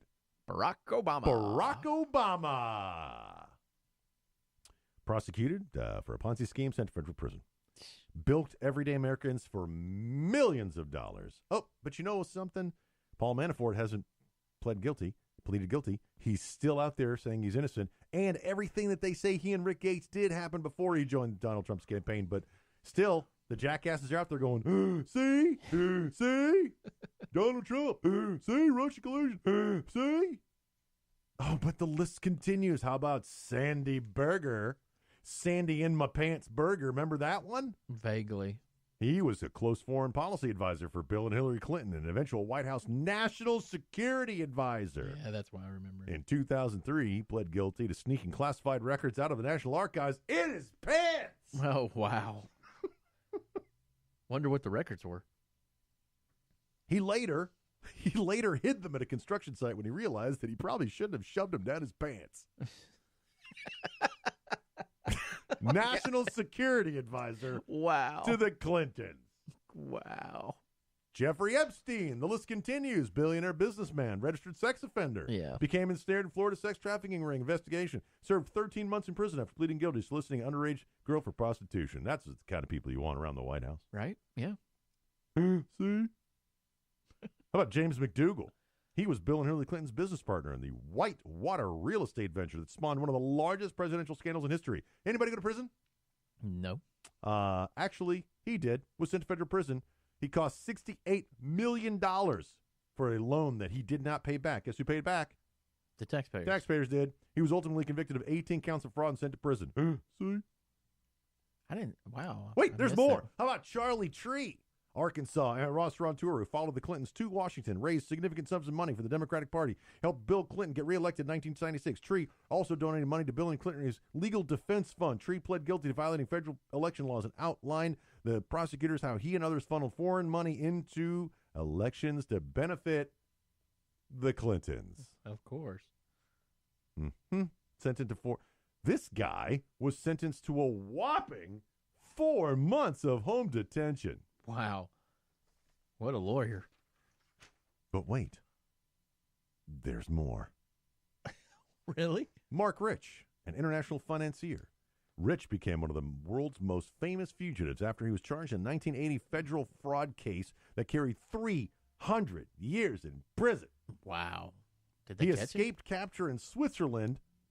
Ready? Right. Until Bill Clinton, in one of his final acts as president in 2001, pardoned this guy. Are you kidding me? But you know I knew what? that name sounded Nobody familiar. wants to remember that crap. What they want to remember is Paul Manafort and Bill Gates are going to take down President Trump. See? See?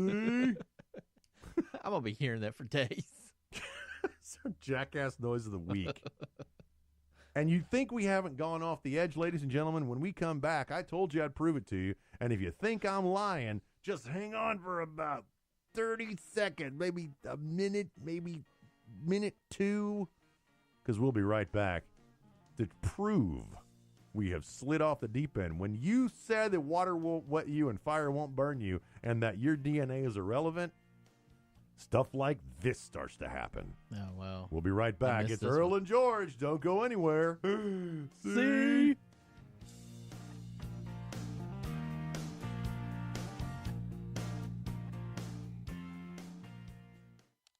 Chris, you're not acting like a grown-up in our relationship. Am too. There's your comic book collection, the race car bed. I'm young at heart, but I put money into my 401k every paycheck. I'm taking control over my financial life, and that feels pretty grown up to me. Put away a few bucks, feel like $1 million. For free ideas and easy ways to save, go to feedthepig.org. That's feedthepig.org. Are those footy pajamas? This message brought to you by the American Institute of Certified Public Accountants and the Ad Council. Hi, Mom. Is Claire's birthday party today? Me again, Mom. Where did I put my history book? Hi. Sorry, forgot one last thing. Sometimes it's hard to concentrate. At school, I start looking out the window, and then I forget what I was supposed to be thinking about. I know it seems like I don't care, but I do. It's just difficult for me. Love you, Mom. Bye. Join parents and experts at understood.org, a free online resource about learning and attention issues to help your child thrive. Brought to you by understood.org and the Ad Council. Mama always said God made dirt and dirt don't hurt. You're listening to Earl and George. Racist. We've heard that so many times. People are like, well, yeah, we know that already. You need like a system to where you know what you played and what you haven't. By the way, did you guys watch the curling last night? No, I'm not staying up that late for a I lame missed it. ass I missed it. thing. Hey, whoa. Lame Mongolian. Whoa. Curling is one of the greatest sports in American history. Well, who I'd won the rather gold? see Was it hockey. us or Sweden? Does anybody know? I can ask Google real quick. Hey Siri. Siri. Who won the most amazing sport the world has ever known? The no holds barred thrill ride that is curling, Olympic style. Team USA. Yay! Team USA! Doggone right. Woo! USA! They won Sweden the sucks. first curling gold, but Olympic ratings slide to all-time low. It's because nobody watched it. Because it's so late. Mr. Producer and I were too busy eating wings and drinking beer. We didn't care. You're welcome, by the way. It was awesome. Yeah. I like having dinner with you. You're fun. Thank you, man. Yeah. That was much appreciated. So yeah, USA curling. I missed what Shaun White was getting his gold I saw medal. that. I watched that one. That was at a decent hour. Curling, USA curling is just awesome. By the way to stick it to the North Koreans too. They're probably in concentration camps now. Oh, they are concentration camp. Yeah, if you're going to send them to a concentration camp, That was a tongue tie because I was trying to stop myself from saying Nazi concentration camp. Oh, right. Yeah. Right. As opposed to North Korean concentration camp, which is much better. Right. It's much better. President Trump announced Friday New sanctions against North Korea aimed at furthering isolating Kim Jong-un's. Should I talk about my new character? I don't know if you'll be able Should I- Yeah, should I- you should be able to describe it a little bit, but we haven't protected So I've come it up yet. with a new character. Don't steal. By the way, America, don't steal this from me. This is the It's greatest. already got a poor man's copyright on It really does. Don't. This is a great idea. If you replace the guy's middle name, Kim Jong-un, take out the J and put a D in there, and just say his name slowly. What do you got? Right? Got it? Right. Right. Now, wait. Now, picture one with his hair and his face. Seriously. Kim Jong-un. That's the funniest thing ever. That's the greatest character ever made. Coming soon to Earl and George T-shirts. Just take out the J, put a D in there, and say his name slowly. It's Kim Jong-un. Come on, that's funny. Anyway, North Korea regime, in efforts to convince the communist leader to nuclear, all I could see now is a giant phallus. One of those with his haircut. I mean, just how funny is that? Come on. Quote, we imposed today the heaviest sanctions ever imposed on a country before, Trump said during a speech at the Conservative Political Action Committee. Oh, did you see that the CPAC invited some crazy wacko group from Turkey or something? No. Look up CPAC. Really? It was like Asian Dawn or something. They some crazy right-wing, alt-right, Nazi-ish thing. And I was stunned. I missed that. It's look it up. Look who you'll see it. You'll see when it'll jump out at you. I didn't know it was CPAC. Hopefully something positive will happen. In the latest series of sanctions to block revenue and fuel used by Kim's nuclear program. Today's action targets one individual, 27 entities, and 28 vessels located, registered, and flagged in North Korea, China, Singapore, Taiwan, Hong Kong, Marshall Islands. Oh my gosh, Tanzania, Panama, and whatever the last one is. Treasury Department said. Do sanctions work? I don't think so. I mean, have we been giving them sanctions since like the 60s? Yeah, I mean, when did his lunatic dad take over? Well, I don't think we started sanctioning them right after he took over. I could be wrong though. Kim Jong-il. Sorry, couldn't resist that. Still trying to find who they invited. Sanctions don't work. The guy still has a nuclear program, and he's starving his people to do it. They still have an ICBM program, and he's starving his people to do it. Come on, world. Can we do something? Why do we need to take the lead on this? Why? Where's Japan? Where's China? Where's Russia? Where's all the other countries in there? No, bad Dong-un. Come on. It's not that difficult, is it? We have to be the one to put sanctions on them. Where's the UN? What are they doing? Twiddling their thumbs. Sorry, they're too busy. They're too busy being pissed off at Israel about their own country. Speaking of Israel, U.S. plans to move its embassy in Israel has sped up their timetable. Looks like they're going to move it from Tel Aviv to Jerusalem in May. Wow. Yeah. All right. Take that, Kim Jong-un. Secretary of State Rex Tillerson approved a security plan for the existing facility in Jerusalem. Now, how long after that thing opens is it going to be bombed? I'm thinking 12 seconds. Well, I don't know. They've gotten better in Israel stopping stuff like that. So. Yep. Now, we're going to take a break right now. And when we come back, I've got two more stories, and then we'll get into our douche of the week. These two stories are what I've been promising you. The slippery slope, America. The silliness, the nonsense. Who was it? Was it Marine Le Pen? From Is that what you're talking about? That's no. French. She's French. That's No. the only thing that keeps coming I'll look up. it up during the break. Somebody invited them to CPAC. It was I think it was the Greek movement. Something Dawn, I missed Golden it. Dawn or something. It sounds like something A bad 80s out of a movie. bad James Wolverines. Bond movie. Yeah. We'll be right back. It's Earl and George, Slippery Slope News, and then our douche of the week as we wrap it up here for another week of aged conservative talk. What do you think, Houston? Pretty cool, huh?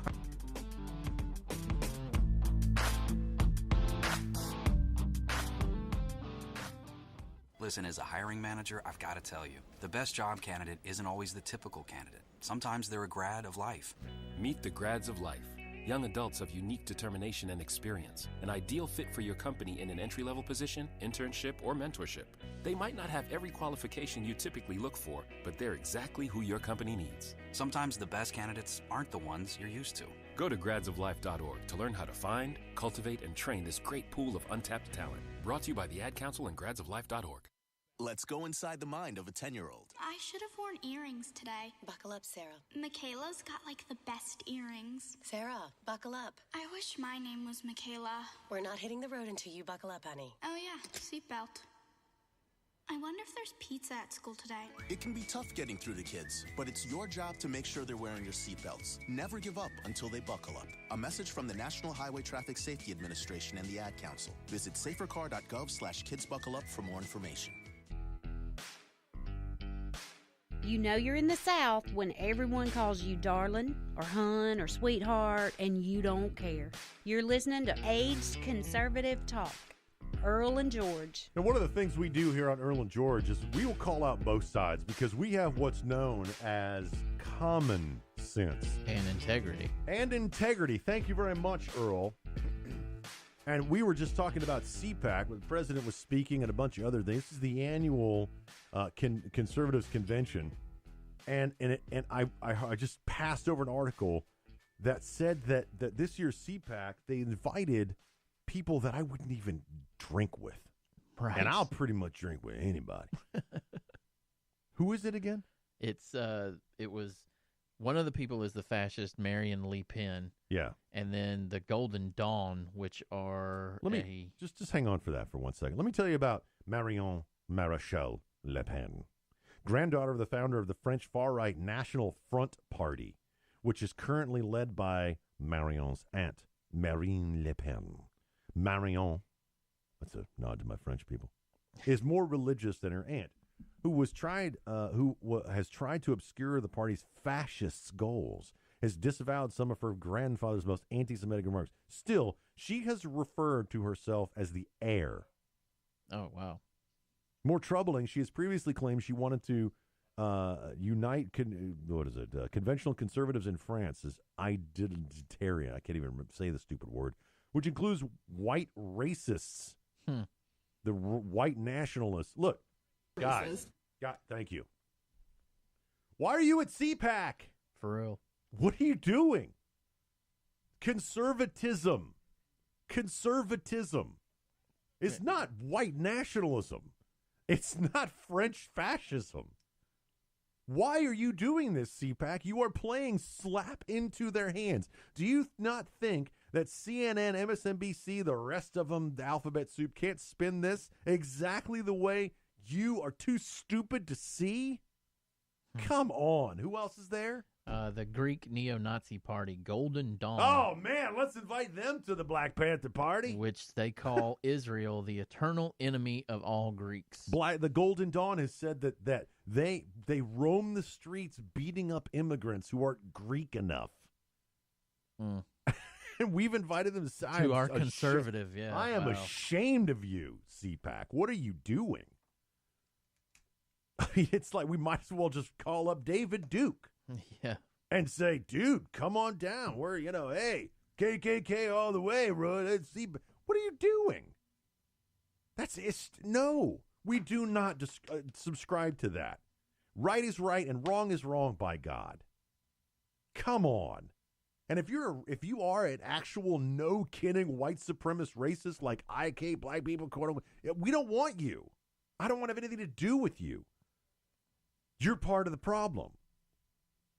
You believe me, I'm okay with you having your culture and your way of life. I want them to have theirs too, but come on, man. Don't play into that nonsense. I mean, we're supposed to love people. Sorry, guys. That means black people, brown people, Mexican people, non-Mexican people, gay people, women people, man people. People. That's what true conservatism means. It means letting them live their lives. Mm-hmm. I mean, I talk about homosexuality all the time.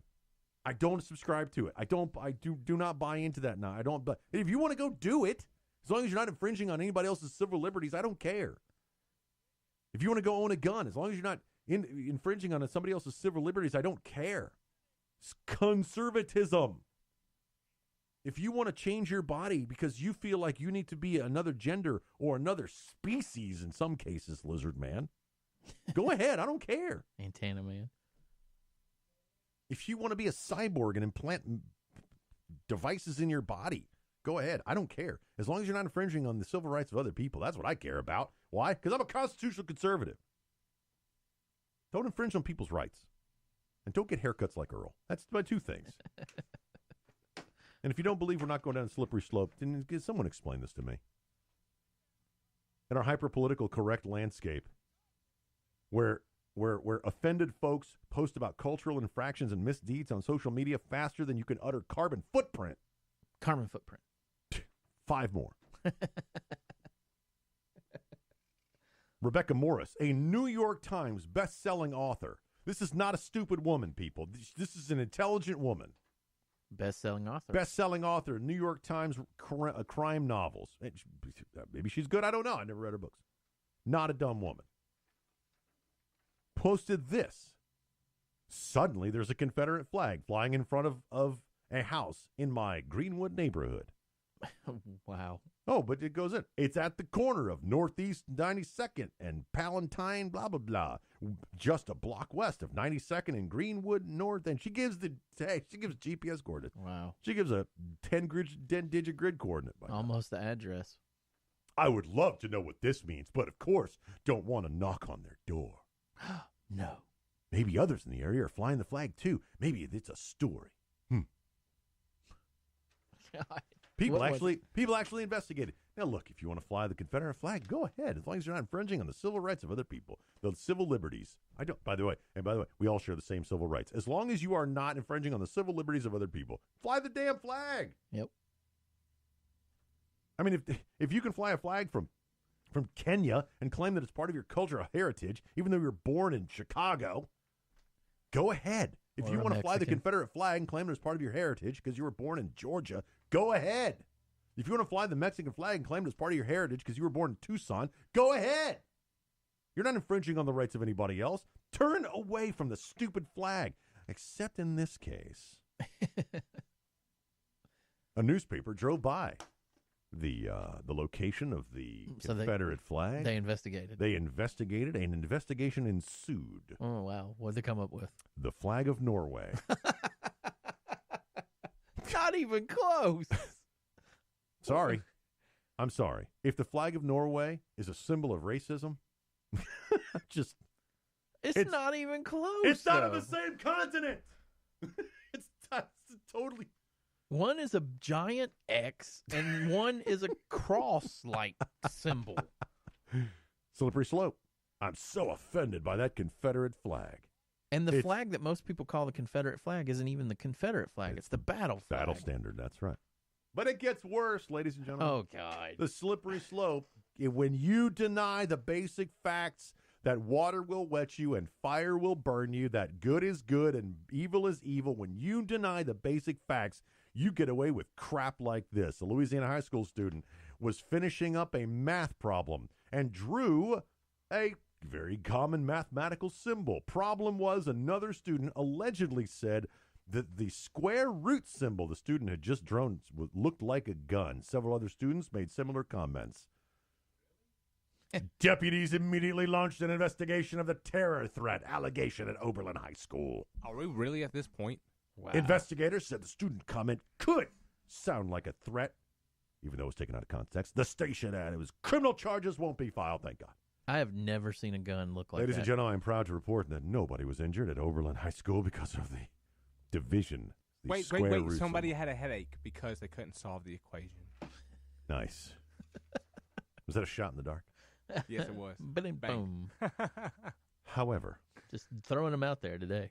Detectives also searched the student's home and my found God, no shut evidence up. that the student possessed or had immediate access to any type of firearm. Are you kidding when me? Oh, my God. I can't even continue the stupid article. It's that stupid. Wow. The kid got the cops all up in his business just from a square root symbol. Yeah. Fourth Amendment, much? But I digress. God. Yeah, I gotta read the rest. There was no evidence the student had any intent to commit harm to students or faculty, investigators said. Thursday. Quote. Here's the quote. It's a quote. Quote, the student used extremely poor judgment in making the comment, but in light of the actual circumstances, there were clearly no evidence to support criminal charges, the sheriff's office said. Wow. He wrote a division symbol. Come on. Thank God they weren't eating Pop-Tarts and making them into shapes of guns. It could have gone off and killed the whole classroom. They actually suspended that strawberry kid. filling is deadly. He wrote a division symbol. Ooh, strawberry Pop-Tart. See? Jackasses? Come on. See? He wrote a division symbol. It does kind of look like a gun, though. I mean, the guy was right. It sort of kind of looks rifle-y. I could hold that and maybe shoot some math. This is so stupid. I mean, we are now living in a world where revolutionary reenactors are walking at each other with broomsticks saying bang, and kids are being investigated. Their homes are being investigated for division symbols because of your irrational fear of a gun. Square root, right? Not division. That one. That's square root. Division is line, sorry. Sorry. Square root symbol. Yeah. I barely survived public school. The stupidness has just infected his brain. Square root symbol. Yeah. But, I mean, I'll be honest. If you do enough square roots, it'll kill you. I'm just saying. I can't get over that the cops actually went to the dude's house. Yeah, they investigated it as an actual... When I was 17, I did stuff that actually warranted the cops coming to my house. And they didn't. No. I mean, they were like, hey, you got any weed in your car? Yeah. Don't write that division symbol. that square root symbol, man. We I always swallowed mine before I got pulled over. Oh, my goodness. Which brings us, ladies and gentlemen, to your favorite part of the show, the ending. Where we choose the douchiest person of the entire week. We scour the news stories, look at social media headlines, watch the television newscasts for the one person in America who deserves recognition for being the biggest douche of the week. Yep. Mr. Producer, do you have a nominee this week? Negative. So Kanye West. Yes. That's what he. Or Tyga. That's his go-to. That's his too early. That's his go-to. Yeah. Are you sure it's not Fergie? Because she really. Oh my God! I'm just that saying. was horrible. Yeah, you know what? Saying, Okay. Was that this week? Yeah. Okay, I will totally go with that. I'm just going saying. With that one. You sold me. You sold me. You can go with. That was close. That was close. You can go with Kanye because he's usually your choice. But I forgot about that. But, no, I'll go Fergie with Fergie. is up. I'll go with Okay. Fergie. All right. I'll go So we with got Fergie. Fergie for her rendition of the national anthem that nobody ever wants to hear again, including Fergie. It's right up there with Roseanne Barr's Earl, version. do you have a nominee for douche of the week? Yeah, I'm gonna have to agree with you. I'm gonna have to go with the Broward County Sheriff. Broward County Sheriff Scott Israel on Thursday. For the numerous failing to stop an obvious kid with a problem. Yep. Okay, people are out there screaming about mental issues and guns and so on, but can we have a police department that does its job? Freaking job. Yep. Ah, man, I'm telling you, it's a toss-up with Fergie, though. Right. That was a horrible rendition. I'm really. But although she owned it, she said did, sorry. She did. Here's the thing. I got to go with this guy because he has giant brass cojones to take those news, the conferences and say, yeah, we did this. What was the quote? It's like, hey, there has never been a more defensible. What is it? Hang on, I got it right here. I don't know that there has ever been a more preventable shooting than this one. Oh, wow. Yeah.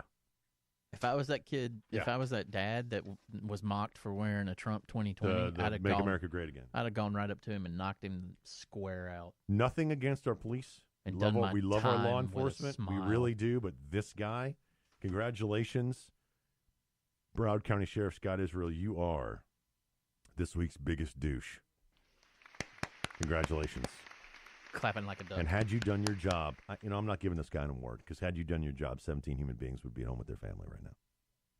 I don't want to end on that note. We usually laugh our way out of the show, but that really pisses me off. It's the fact. Now, we are all looking for your resignation. Somebody needs to get in there and clean up the mess that you've created. Because had your department done their job, what we counted on you to do, 17 kids would be at home right now. And that's how angry we get when we start talking about making schools defendable, and you laugh in our faces about it. Hashtag DOSA, Defense of Our Schools Act. Defend Our Schools Act. Next week, Representative Will Ainsworth, who proposed arming students in the great state of Alabama. Go out to our Facebook page. Go out to our all the other ones. EarlAndGeorge.com. Just search Earl and George. You'll find us. We'll see you next week, Earl. Love you, Mama. Y'all get out there and do something nice for someone you don't know. Have a great week, America. We'll see you next Saturday.